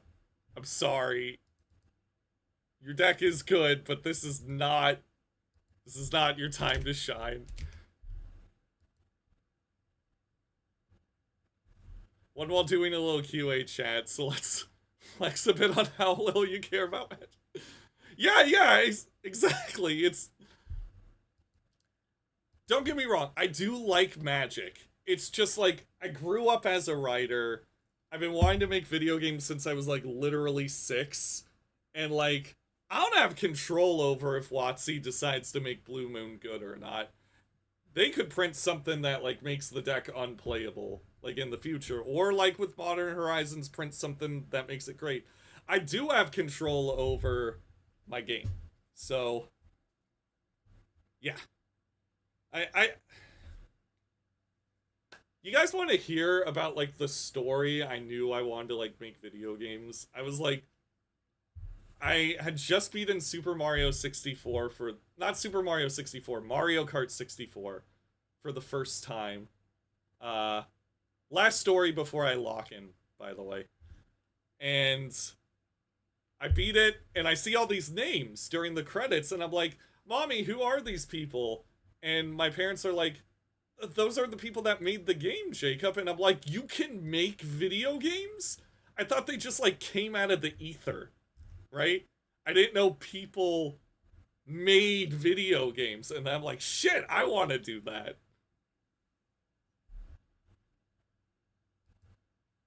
Yeah, no, you have to have like more lands than you do like fetch lands, right?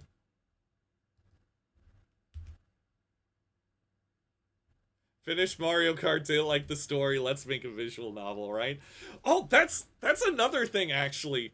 My first like legitimate frustration with video games, because I went from like Mario Kart 64 to Yoshi's Story to Mario 64. I'm like, man, these games are fun, but I wish I wish it was like the books I read in school. Like I wish the stories were like actually good. And then I just for the long time thought that like video games like couldn't have good stories. And then I played Silent Hill 2 when I was like 12. I'm like, holy shit, this game's incredible. I love this so much. And my friend at school was like, yo, if you like Silent Hill, you should play Higurashi. I'm like, what? I don't know what that is. And no, it wasn't Higurashi.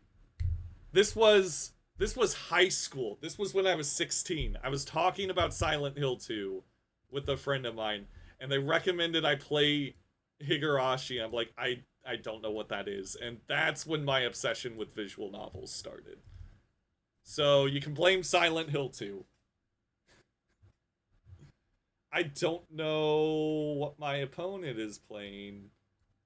Uh, but I assume they want this Lotus Field to be good, which is gonna make it really funny when I Harbinger them.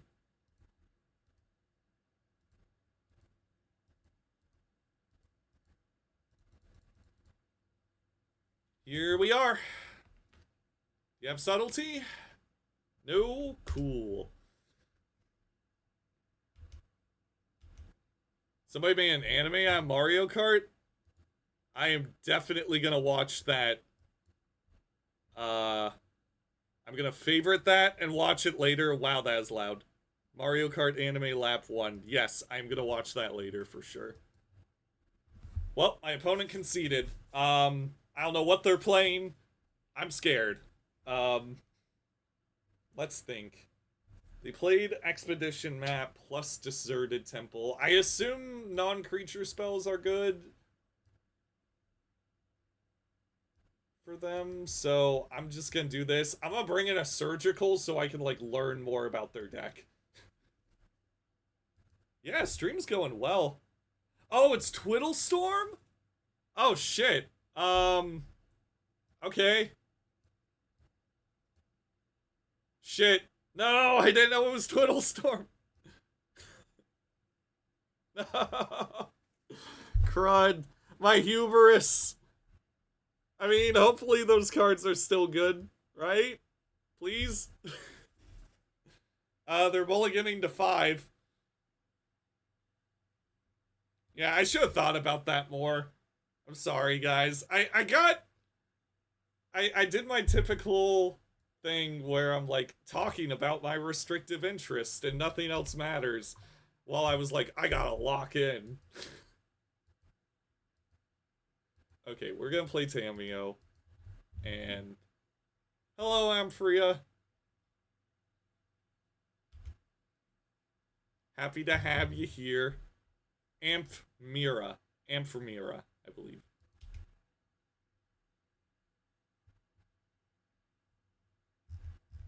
But yeah, that is as the short story of why Jacob made a video game. It was Mario Kart 64's fault, then Silent Hill 2's fault, then Higarashi's fault, then COVID's fault, because I literally would have never had enough time.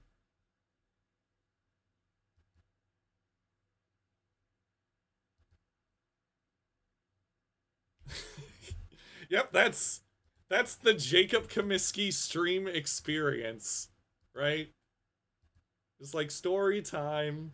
Oh wait, we won. Good job, us.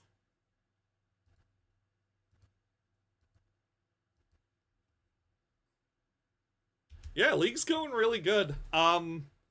We could still lose potentially. If they go, what's it called? Lotus Field here. No, they go another Deserted Temple. Okay. Oh, okay. So we just literally do the same thing again? I swear, like, this is how good Harbinger is, guys. I'm not even paying attention. Just like, Tamio swing, draw a card. I guess I'll Surgical their Deserted Temple. See if it's Twiddlestorm. Yeah, it's Twiddlestorm. They literally can't win without red mana. Oh, but they have Dismember? Hmm. They have Dismember. Sadness Station. Choo choo. And they can Vizier. Right? Let's wait 2 turns. I mean, we might as well, right? Like, we might as well. We got Counterspell. There's no need to be hasty. They got Vizier and Dismember in their hand. And a bunch of other stuff. We can't counter the Vizier trigger, but we can counter literally whatever they play off it.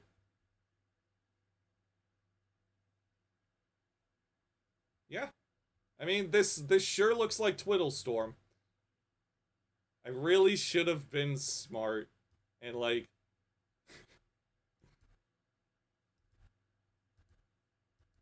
like, just listen to chat before I did sideboarding stuff.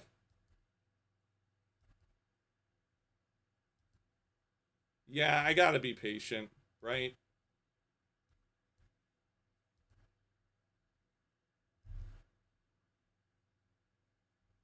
We can Flame of Anor the map on our turn. We could. I'd rather hold up Counterspell. I'm not worried about Expedition map at this point, because we got rid of all their deserted temples. What on earth are they gonna get? You know, like another Lotus Field? Like, I feel like this is what they get once they already have that out, and we already got rid of all of them, right?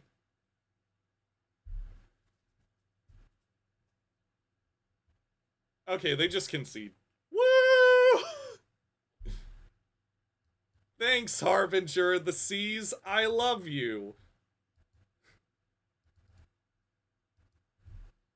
Okay. Magic's really hard. I play one deck obsessively because I love Blue Moon. I play one deck obsessively, and it's just in my veins at this point. Blue Moon, I am the bone of my sword. Blue Moon is my blood, and lightning bolts are my veins or whatever. I forget how the monologue from Fate Stay Night goes. Mm. Bro, I gotta do a sideboard guide. It's just, I get so anxious interacting with, like, other high level Magic players because they take the game so much more seriously than me. And they're like, what is your sideboard guide, Jacob? I'm like, oh, and I'll just, like, throw off my vibe. I mostly sideboard based on vibes. I'll be like, here's my list of vibes. And then they'll be like, that's not optimal. I'm like, I'm gonna go back in my hole now. I'll probably do a sideboard guy though, because I need to. It's the ethical thing to do. Because people have been 5-0ing with this list on MTG Goldfish, and like, I need to do the thing. Thank you for the follow, Sir Mullen. I really appreciate that. Thank you guys for following to like help get my channel back up. My old one is still there, but I got a different phone and Twitch isn't letting me reset the password. Okay. Super serious Jacob time. Okay, super serious. I gotta focus, because the 5-0's on the line. Okay. Why no Kozilek's return in the sideboard seems incredible against Boros. I agree. I was originally the guy that was running for Kozilek's returns, and then I saw Soggy Cheerios, was like, nah, screw it. We're not running any of them. Here's the surgical, and I wanted to see if Soggy Cheerios was cooking, and if surgical was good, and it is. I guess we hope we dodge Boros. Do a sideboard guide, and to get access, they have to wishlist the game. I don't know if I can make that work mechanically. Yeah, no, we need Zach to do a shout out when he gets home. I would love that. Zach's such a gem, and I treasure and love him so much. There wasn't a Reddit community for Blue Moon, but there was somebody on Reddit saying they had a hard time. Okay, I'm not going to look at chat as much. I'm a lock in. I'm keeping this. Spellsnare and Bolt are good. We got Preordain. Let's see what's happening. Locking in. Please don't be energy. It's not energy from what I can see. Tamio? Yo, is it the mirror match? Oh, shit. Oh, no, it's not the mirror match. It's Murktide. It's Murktide. Okay. Well, Scalding Tarn would be good here.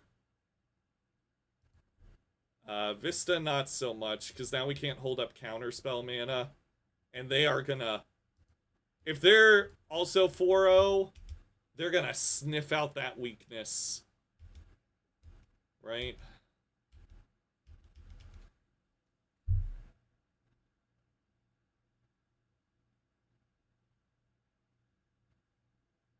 Ah, butts.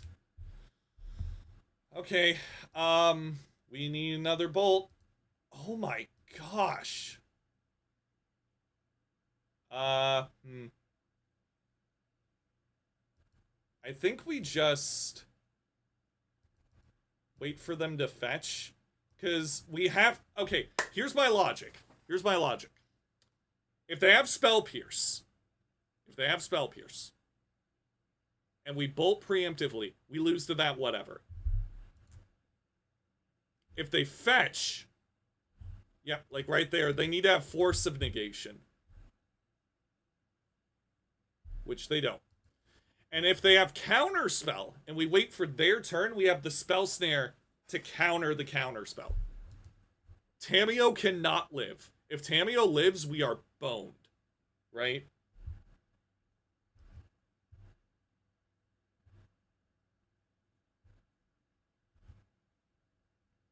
I was not looking at chat that entire time. I apologize for everyone that I missed during all of that. It could be Emery Breach. Yes, is possible. In which case they have even less counter magic. I don't know. I think Murktide mostly plays Ragavan, so it might just be Breach. Ooh. I'm gonna lead on Island here. I'm gonna hold up Snapcaster Mage for Lightning Bolt. I have to make sure to tap my mana properly. If I just tap whatever, then I can't bolt. Okay, they're stuck on lands. This is amazing for us. Yeah, Murktide's really, really bad now. Just sad, but... You know, it is what it is, you know? Modern rotates, and, like... The key, I guess...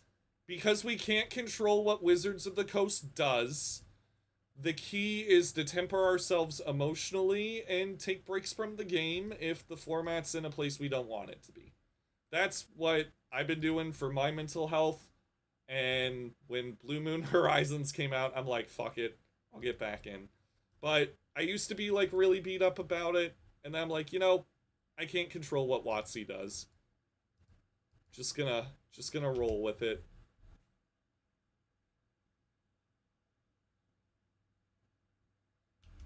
Yeah, the Murktide lists from what I've seen are kind of all over the place. Even Mengoose started playing the frog variant, the Dimir version, which I think that's the way to go if you want to play Murktide. Wow, are they gonna discard? Do I even fire off this Flame of Anor if they discard? I don't think I do. Because I might want to save it for something else, and I want to, like, learn more about their deck.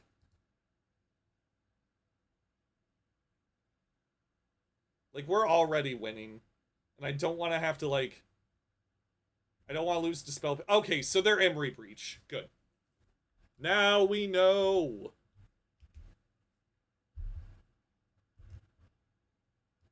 Yeah, that Dimir list is sexy. Honestly, Psychic Frog and Bowmasters are really, really good. Okay, if they are Breach, they run less counter magic. So, I'm just gonna go and bury them in card advantage.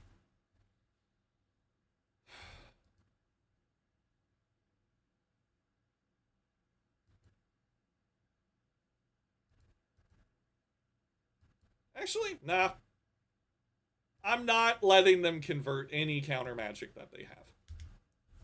No need to go too hard. Eventually, they will have to play something. We do not. We do not have to play anything. Eventually, they're gonna have to play something. That's when we get them.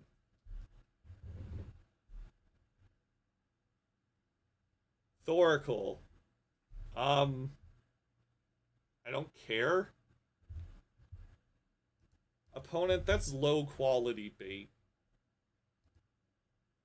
I don't care, you can scry too. Don't you, like, need that in the graveyard?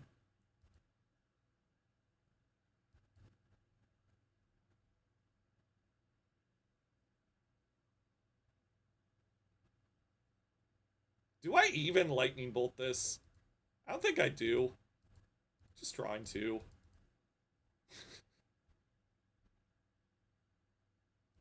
Fine, I'll kill the thing, Mom. There, you can have it in your graveyard for when you're comboing off now.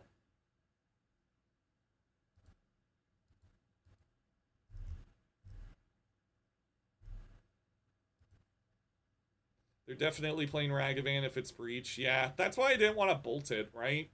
Because it's like, they might have something else. But, you know, I'd rather just not discard the hand size. Now they're probably going to kill this. That's cool. I don't care. Man, Tamio's been doing a great job of just dying. Go, Tamio, die! Okay, that's fine. I don't care.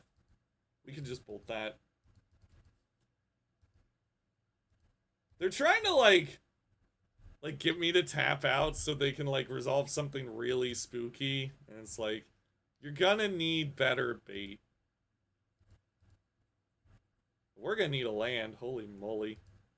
Bottoming Subtlety. Taking Thundering Falls. I'll take another Invert Polarity. Why not?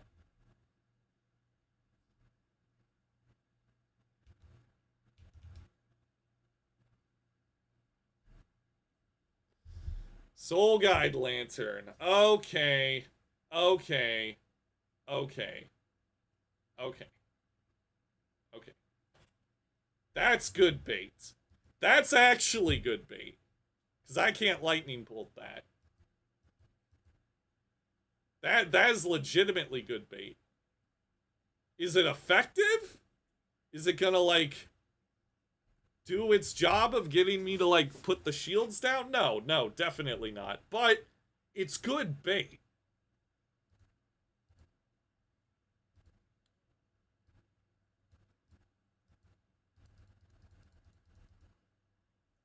I got another Invert Polarity coming.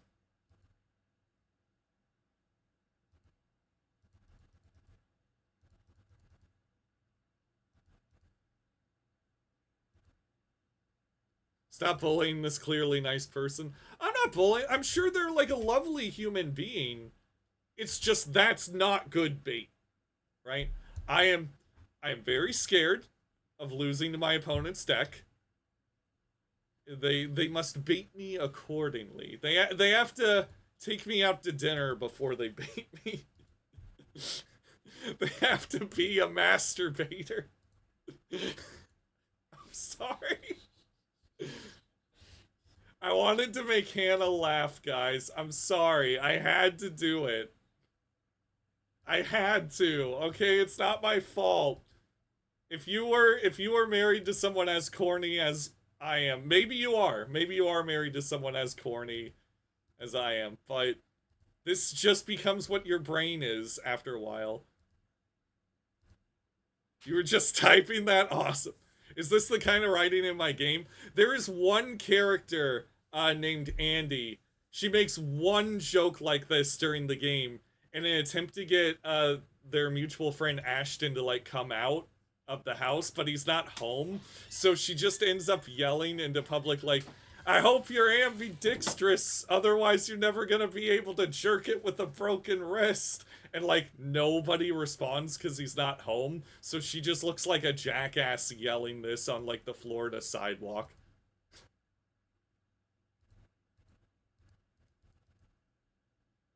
Hey, Prixis. But for the most part, it's very, like, clean, realistic writing, for the most part. Like, there are some times where, like, I have a little fun and, like, the Hannah-inspired jokes come through. Oh no, I almost made a misplay because I was talking about Siren's Call. Okay. Again, locking in. See, that's good bait. If OMG skills can get me talking about visual novels, then they might be able to win this game one.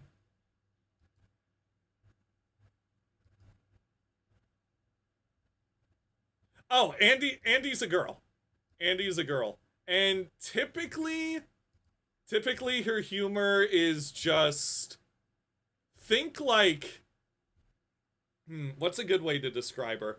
Think like varsity high school coach. That's Andy's humor.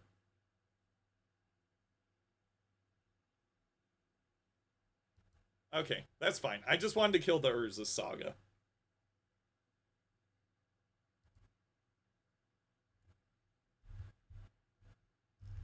He's in chat asking questions, exactly.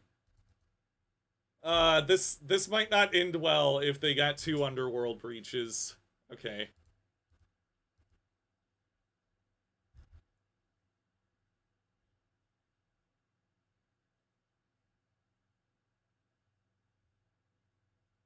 Okay, sweet. That's good. They only had the 1. We're set. We're fine. Crisis averted.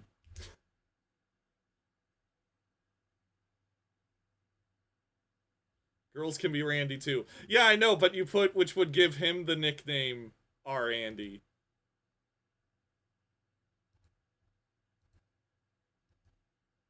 No, the cast is. Hang on one sec. Actually, I'm not going to talk about the cast right now because again, I need to lock in.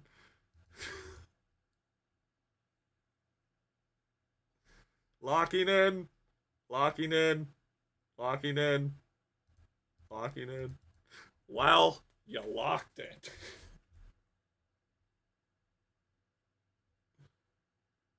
Just draw so many cards, nothing matters anymore.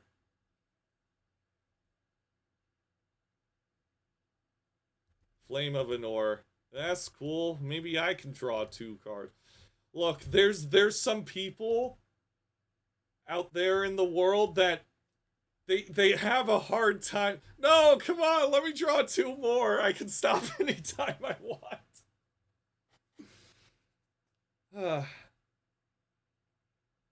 What's the opponent on? I think they're on some sort of like Underworld Breach combo deck with like Tamiyo, Emery, probably Ragavan.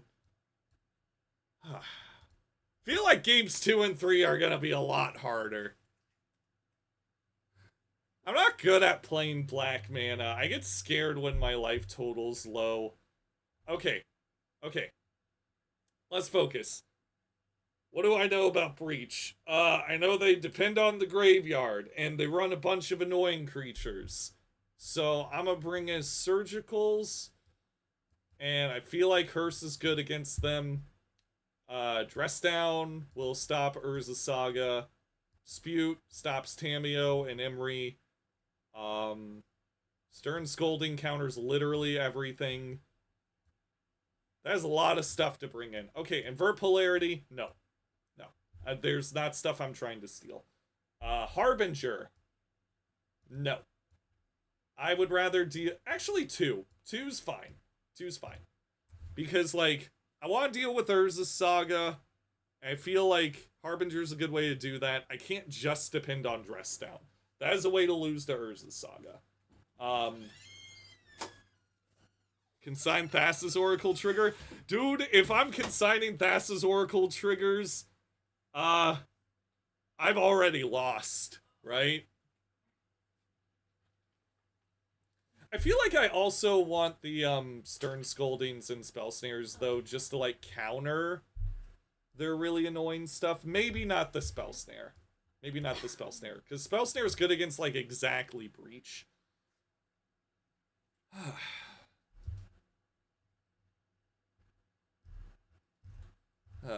Okay. Let me think. I gotta take out 4 more cards.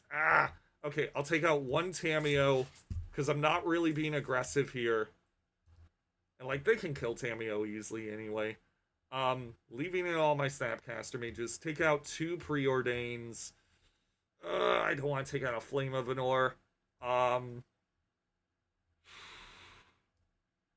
Really don't want to. Subtlety seems... Subtlety just kind of, like, sat in our hand. I'll go down 1 Subtlety.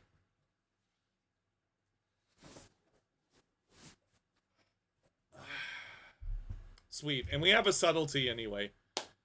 Got it. Okay. Do I keep this? I think I do. We just gotta get to 3 mana. Only build a paper deck if you got a paper scene. Nothing sucks more than building a paper deck in Modern and then literally having nobody to play with. What me and my friend group did is we all built Pauper. We all built Pauper decks, and we're gonna start playing Pauper at our game store now. Because it's cheap, gameplay's good. Literally the only downside of Pauper is it is fucking agony to play on Moto because the games last like 20 minutes. Not a fan of that.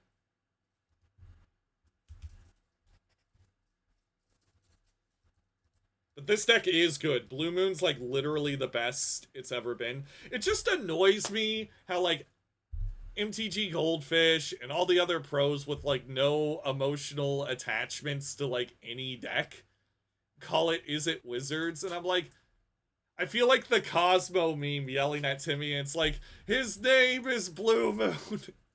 It has been around for ages. You can't just, like, do this just because Flame of Anor was printed. The shell is basically the same except for that. I have to buy all the Modern cards to support my local scene, yeah.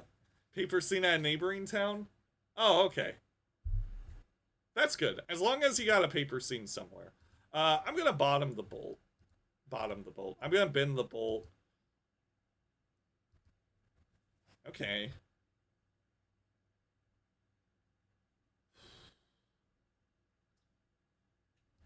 I'll play Vista. I kind of don't want more lands. Currently. I feel like they're not gonna play anything next turn. Anyway, they're just gonna be like, I'll kill them with Urza Saga. And then they'll kill me with Urza Saga, probably.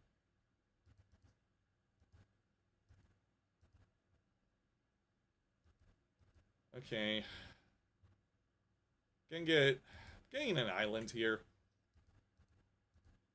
I feel like we're not harbingering them anytime soon. There's Tamiyo.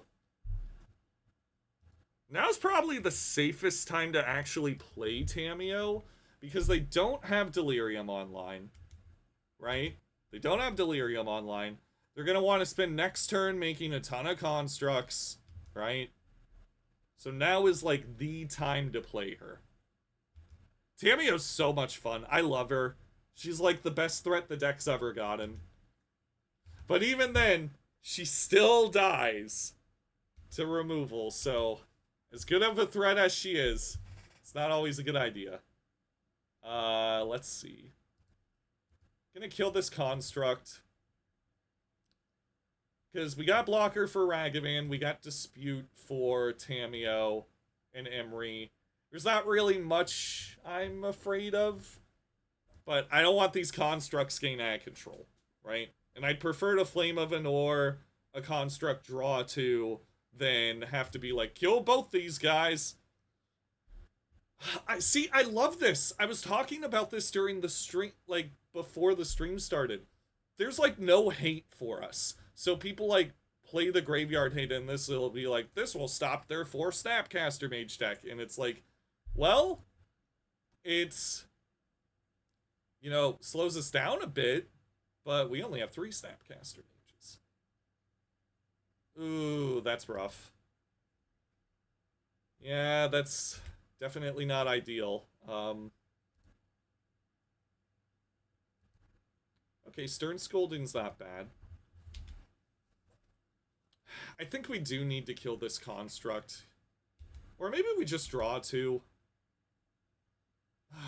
This is going to be the play that decides the game, honestly. Is if we kill this construct or if we draw cards. I feel like if we draw cards, we get closer towards, like, getting to, like, a comfortable part of the game. And, like, if they play another Saga, we're gonna need Dress Down anyway, right? They're not really threatening us. Yeah, no Urza Saga there is so good for us. I guess Stern Scolding, that.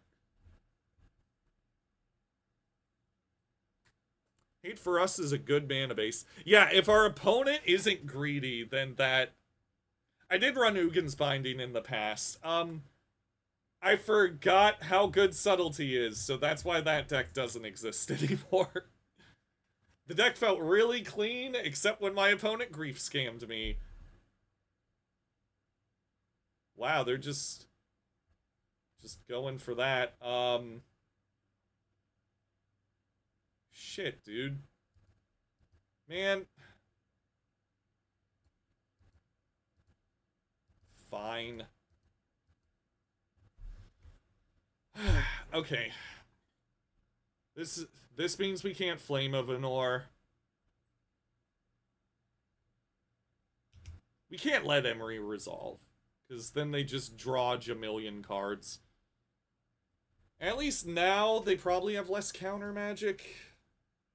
I don't know, I'm a bit scared. Our opponent's clearly not a scrub. They are playing this very well. But cards in our hand are a little clunky. That helps. That helps. Anal Land helps.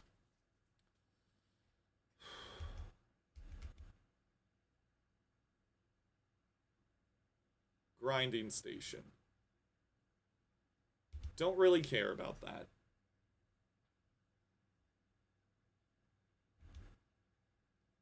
Don't really care.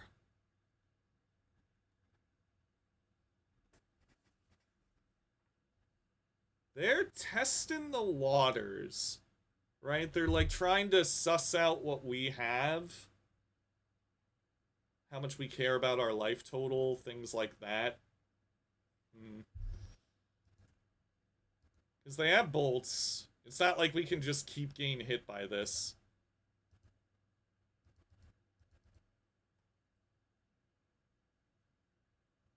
Please play a creature. Honestly, deal. Deal. Now I got blocker.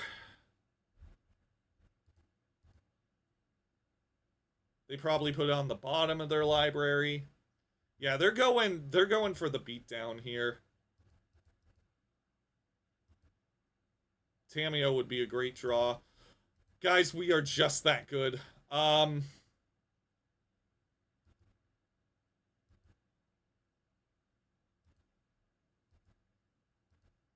Okay, what do we kill here?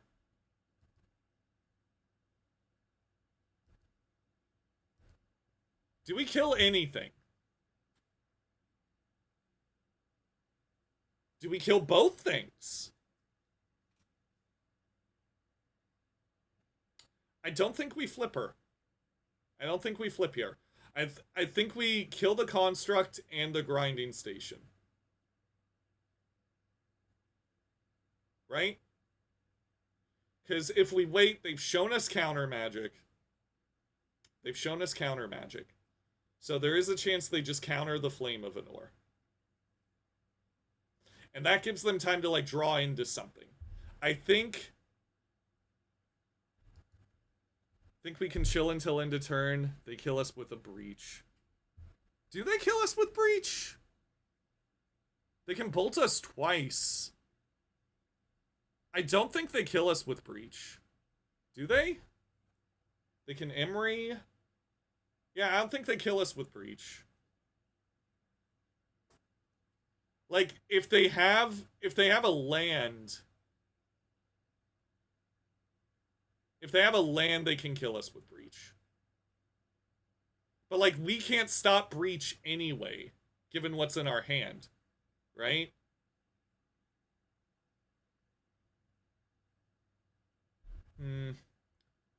I guess we do have 2 Flame of Anors. Yeah, let's wait. Let's put the Fear of God in them.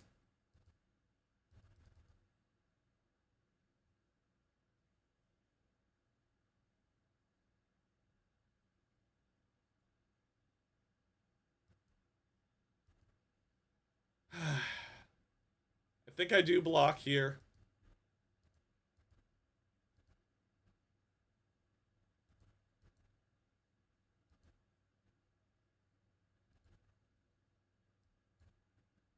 And I think I am killing the grinding station. That way, if this works, we can still theoretically draw a Spell Snare to counter Breach.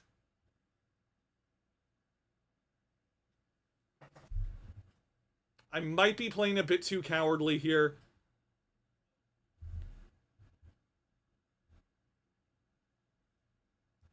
Okay, they mill themselves Tameo and Flame of Anor. Okay, so they probably have Breach. Breach is a 4 of, and they probably don't run a lot of counter magic, so that's probably the best play. Okay, there's Hearse. If we live, we're good. If we live, we're good. They're just playing like they have Lightning Bolt, you know? Their hand is Breach Mox, we die. Breach Land, you die. Yeah, like, there's lots of things that kill us, but, like, given our hand, there was only so much we could do, right? Like, we drew 2 cards anyway. I think killing a thing and drawing 2 was probably best there. Okay, we gotta hope they don't mill a thing. They milled a Mox Amber, so we're F6ing. Okay.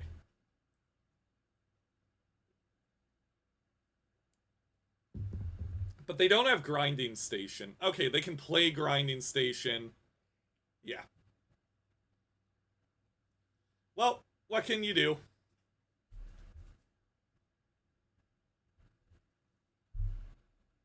Yeah, couldn't do anything about it. So, I'm gonna go to the bathroom while all this is happening.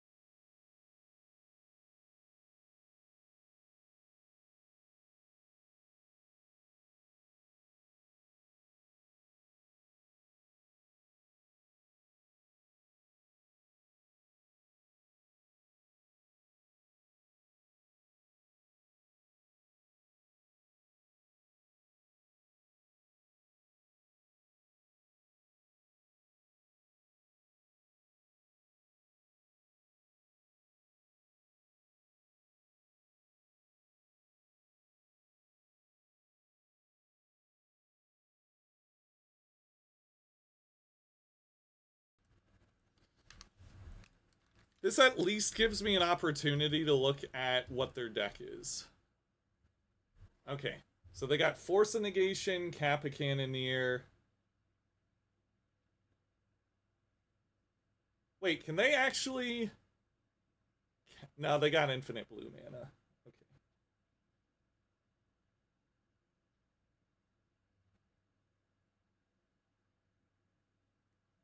Force of Negation, so they don't have Ragavan. They don't have Ragavan. Got it.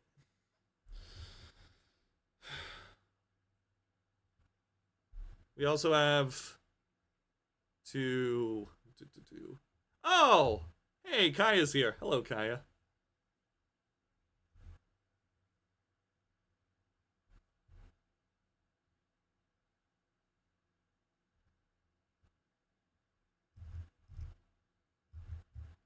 Thank you for the follows, guys. I appreciate it.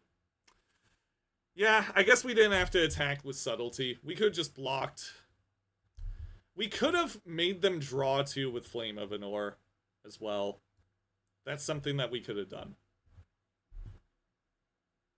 So Force is probably excellent against them, given what we've seen. And I am bringing in the extra Spell Snare. Let's see. They don't have Kozilek's Return. I'm running Soggy Cheerios' variation of this list. See if I like it. I think we do keep in the subtleties just as a way to like deal with Emery and that one of Kappa Cannoneer. Holy guac. Maybe we bring in the Tameo. But then what on earth do we actually take out? See, we have so many good cards against them. I think I take out the Harbingers, honestly. I feel like that's just not what this game is about. And they don't have a lot of things that we need to kill.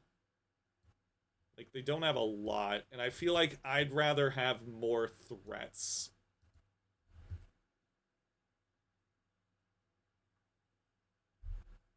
It's go back a turn and don't attack. Yeah.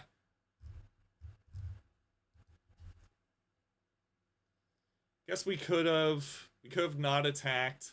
I don't know what we do different with our Flame of Anor then, right?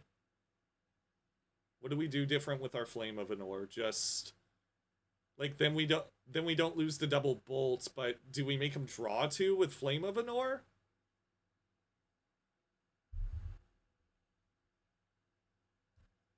Like, I guess that's the line. We just make them draw 2. Definitely keeping this. You have it kill Emery and then Grinding Station. Okay, that's the part. That's the part that wasn't clear.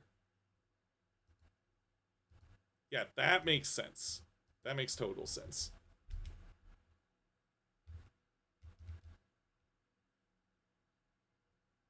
Okay, here's Tameo. We gotta hope they don't have a Tameo of their own.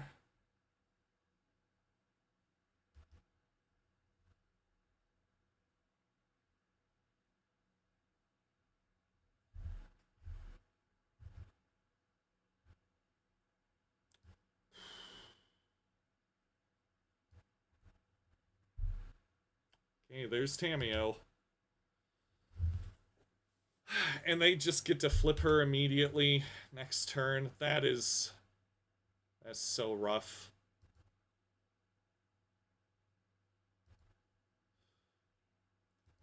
That is really hard for us, honestly. Don't know what we do there. That's like the perfect. That's absolutely perfect for them.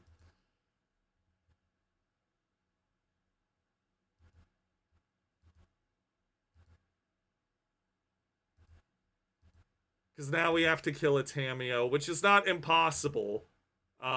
We could always bounce it. I don't think we have enough damage-based removal to kill her. We definitely don't have enough attackers.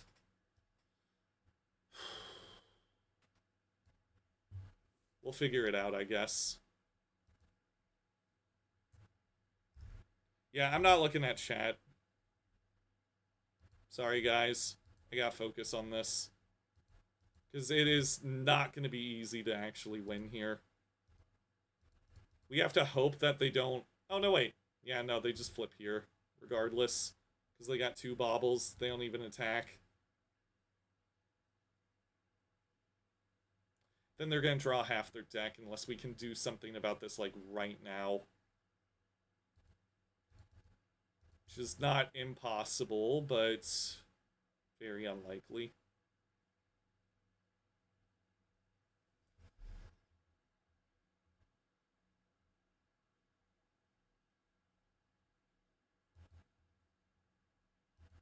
What do we actually do here?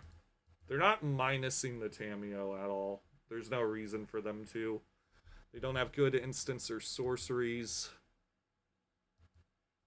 Okay, Bolt helps. I guess our own Tamio is alive currently, which is excellent.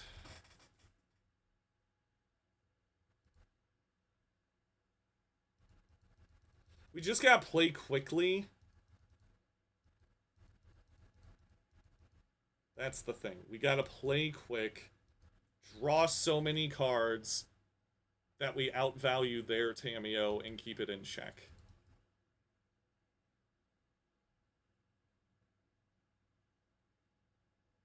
We got Spell Snare for negate. Another Tamio. Okay. That's fine. They have Flame of Anor. We have to remember that.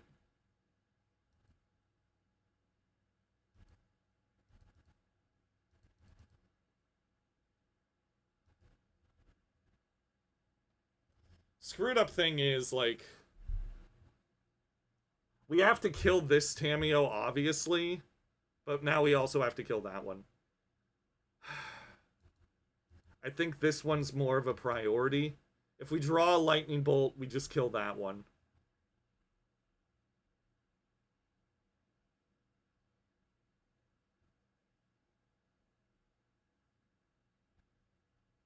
Yeah, they're going for negate, and that's why we Spell Snare. That's fine.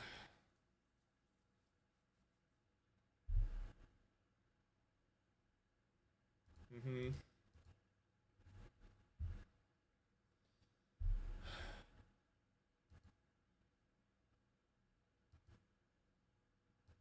We need another Lightning Bolt. That's not gonna do it. Subtlety is not what this game is about.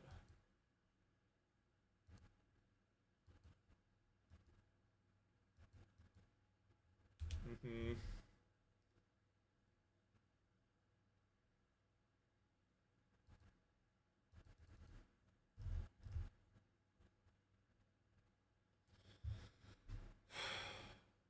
Really sucks we couldn't kill her by drawing the discharge or something. At least we got more cards waiting.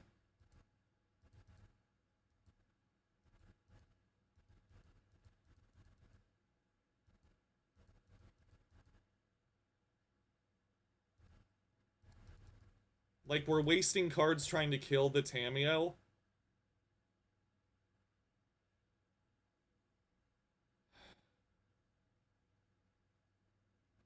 Springleaf Drum, I don't care. I literally don't care.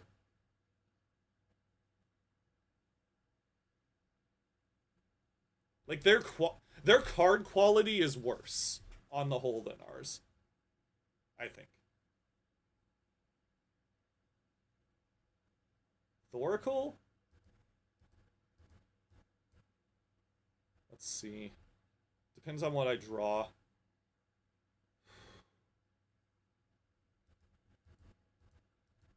I think I am doing that just so that they can't do shit with Springleaf Drum this turn.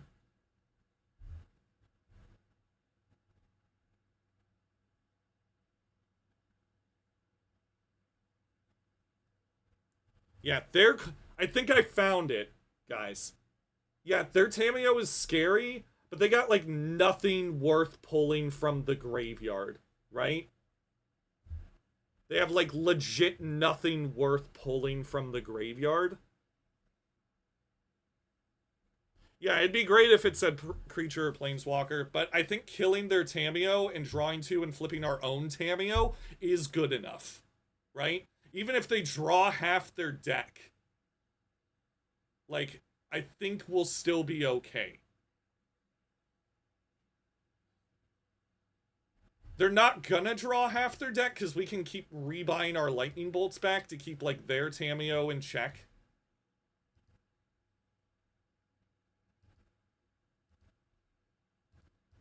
Because, like, the whole idea of, like, I'm gonna draw half my deck is, like, you have more cards than your opponent. But what if I also draw half my deck? Then what?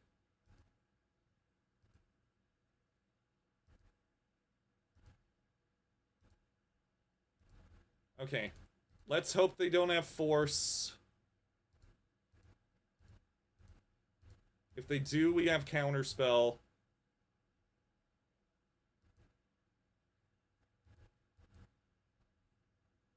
I'm gonna hold up counterspell. I feel like we're still kind of far. Now it's closer, right? Now it's definitely closer. We just have to make sure, first of all, our Tameo doesn't die, right? That is essential. We gotta make sure our Tameo doesn't die. Which means, let's see, creature, sorcery, instant. Unholy Heat does kill this. So we gotta hold up counterspell, no cracking our clues.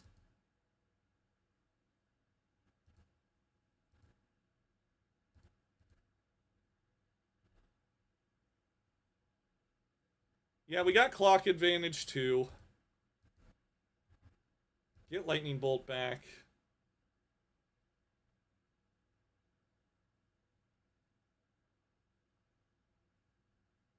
Okay. Do I play a Tameo? I don't think I do. Because 1, 2, 3. Yeah, I don't think I do. I think I just crack these clues.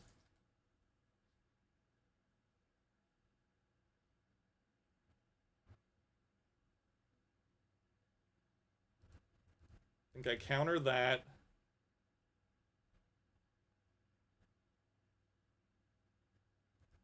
I think I bolt her here now.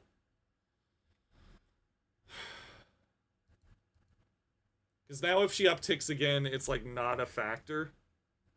Like we're ahead on clock. If she wants to like buy back a fucking negate or whatever, I don't care.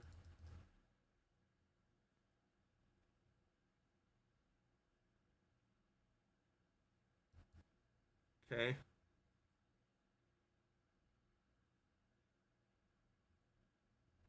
Grinding station. I don't care about that. That is bait. That is bait.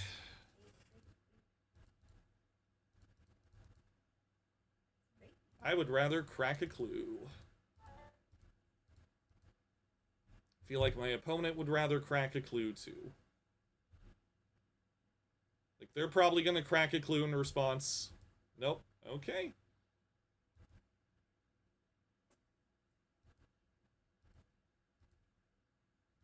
Okay. Play second Tameo.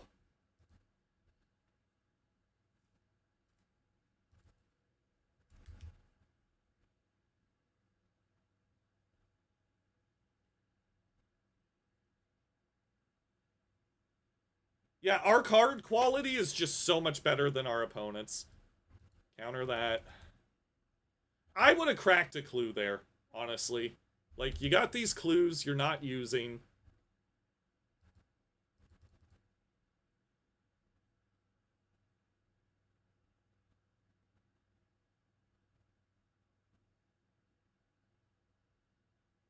Yeah, I would have cracked a clue.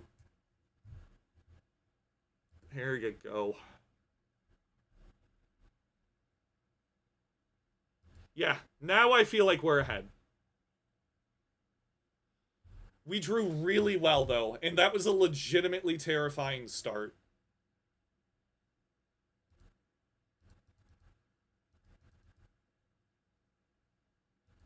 Okay, if their last card is Bolt, we're in trouble. I'm not cracking the clue.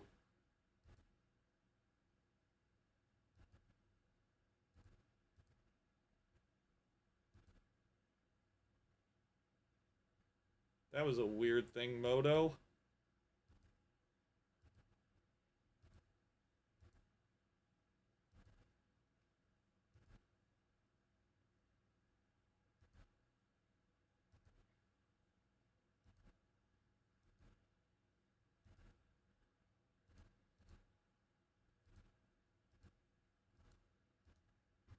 Destroying grinding station.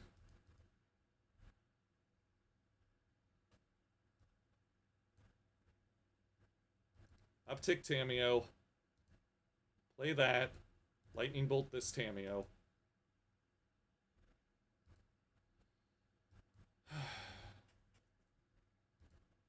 Guys, am I visibly stressed out? Am I visibly stressed out? Is it obvious? Because I feel stressed.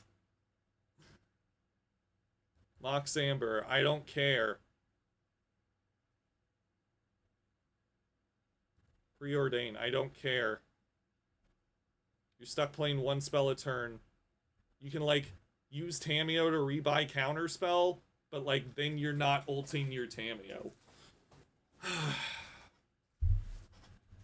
Yeah, I feel like Tameo works for this deck conceptually, because she, like, generates tokens, you can Mox Amber her, you can flip her early. Like, we saw all the reasons why front Tameo was good. I don't know if back Tameo's good in this deck. Okay, they're going for something here. I'm going for Island in response to them getting back in the gate.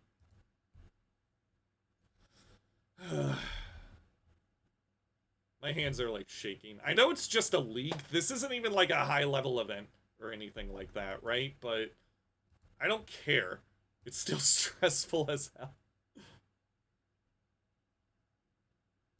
I don't even crack these clues. I don't even do that. There's no point.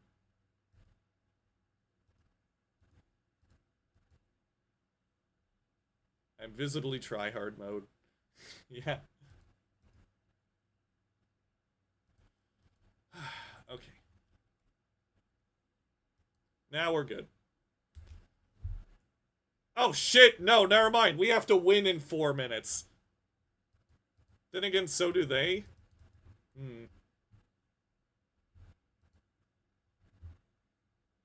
I feel like it's gonna be easier for us to win in 4 minutes if we ultimate Tameo.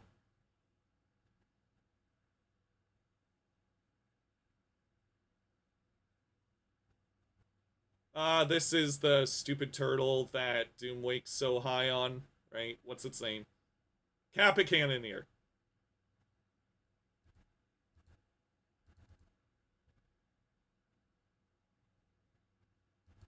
Yes, yes, yes, you have negate.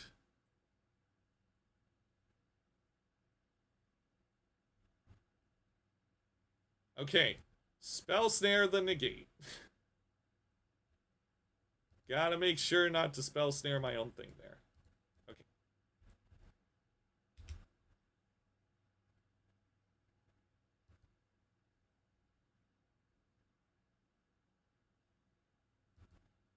Okay, I'm a preordain to make sure I don't need to buy back a counter spell. Oh no, we just win. Because I go bolt you. Bolt you. God, I love blue-red so much. Okay. Buy back lightning bolt. Bolt you. GG's opponent. They say in chat, GG's. That's trophy 18 on stream. Blue Moon's back. Yes, it did go somewhere.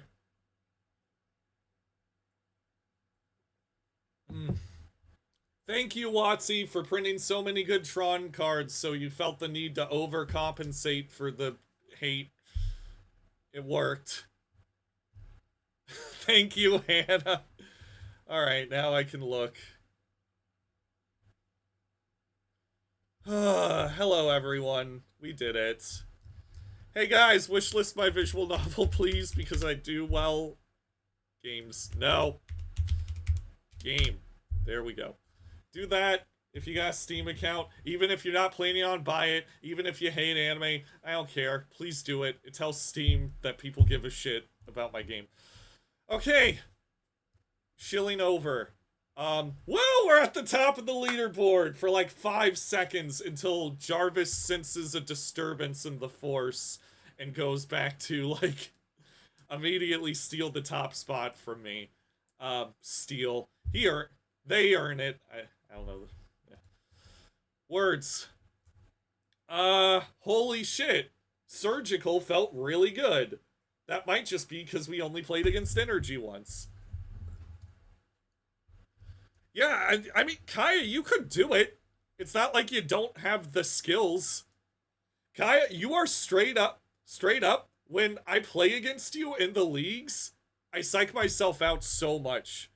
Because I'm like, Kaya will just eviscerate me. Like, you got the skills. It's easy.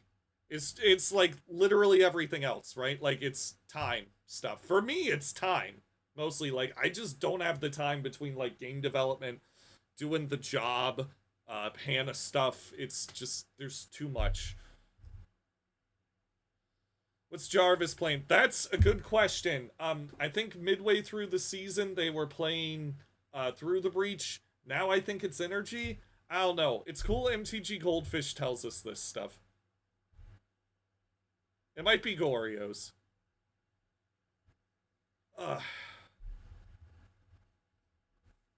Let's see. I don't really have a lot to say.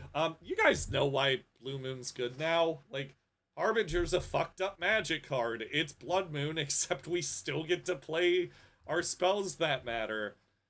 Everyone who's telling you the one basic mountain is hard needs to run Cascade Bluffs. This card plus this card will solve all of your troubles. Statistically, you are just as likely to draw your Cascade Bluffs as your mountain. Well, no, that's not true, because you can fetch out your mountain, but if you're fetching out your mountain when it would be bad for you, you shouldn't be fetching out your mountain. Anyway, run the mountain so you can play the Harbingers. It's very good. I'm fine with just 3 Snapcaster Mages. I feel like Subtlety, Harbinger, and Tameo are literally all better. You're still playable Snapcaster, you're just not a 4 of anymore. What else? Dress Down was good. Surgical was really good. I now understand how, like, the the mono black magic players, the Jund players, the people who play, like, Thought Knot Seer, I get how they feel, because when you see your opponent's hand, you're just like, wow, I don't have to worry about all those things I was paranoid about now, because their hand's just 2 lands. Yeah, Etron's so good right now. Kaya, literally, when spoiler season happened and I saw all the Eldrazi, I immediately thought of you and was like, Kaya's going to have a field day with this set because there's so much good shit. Are you playing Sowing Myco Spawn? Because if you are, and you play against me, you'll generate even more psychological damage. Because if there's 2 things in this world I hate, it's tentacle monsters and fungus. And WotC was just like, here you go. Both of these things. And I'm like, it's gross. Yeah. Anyway, that's all I gotta say for now. I have to get ready for dinner because I'm sure my friends have been messaging me while I've been doing this, being like, what's the plan for dinner? But yeah, Blue Moon is really good. If it wasn't, I literally wouldn't be here. If the deck was shit, I wouldn't have, like, half the trophies I have. So, if you want to play a control deck, but you don't want to play the One Ring, or Flage for some reason, or if you want a control deck that bullies the other control decks, this is the way to go. I might do a sideboard guide if I have the time between programming and job and wife. But yeah, I love you all. Thank you. Oh, yeah.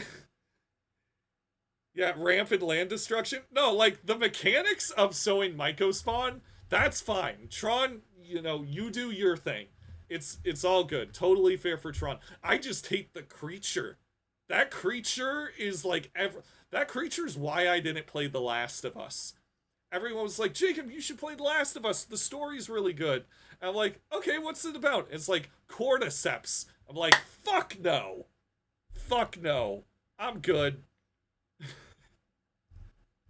Alright. I love you all. I'm gonna head out.